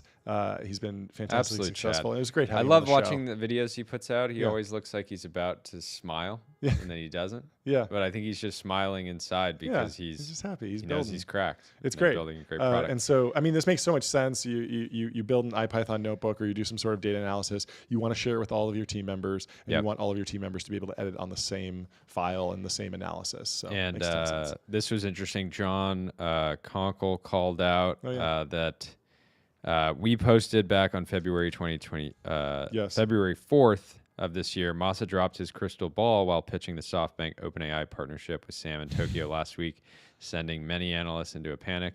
Has he lost his vision? Was this an omen? Only time will tell. And that was basically the top. So John actually commented back and said, time has told hypothetical performance of a tactical short selling strategy triggered by the very impressive Stargate presentation and the crystal ball drop. So there you go. Well, we should close out with some news that will be very important for all of our listeners. Gulfstream has announced the G800 certification today. This was rocking the group chats. Yes, everyone was talking about this. So 8,200 nautical miles at Mach 8.5, 7,000 nautical miles at Mach 0.9. Max speed increased to Mach 0.935, all in the same body as the G650ER, but faster and longer range. I'm sure a lot of you folks who are listening are going to be upgrading. So call your Gulfstream rep today because these are going to be flying off the shelves. Any other advice? I mean, this you're going to want to get ahead of this. Yeah. This thing looks fantastic. It really does. By the time you get the jet and then outfit it, it's going to be... It's going to be expensive. A little while, but it'll be worth the wait. Yeah, it's a lot of money, but it's a lot of jet. And again, you can sleep in a G800, but you can't fly a house. That's right, John. So. And it's going to be a few more years until Astra Mechanica can get us the Gulfstream equivalent of a... Yeah, that's a good way to justify this. Like, you're just holding yourself over for the Astra Mechanica, the Boom, the Hermeus, one of those guys. But in the meantime, pick up a couple of these, rotate them out every few years, and just use this to get around. Anyway, that's our show. Thanks so much for watching. Thank you, folks. Hey, this was a much more stable show. No cyber attacks today. No cyber attacks. Thank you to the brave soldiers, production team, and cybersecurity experts who kept us running. We'll see you tomorrow. See you tomorrow. Thank you.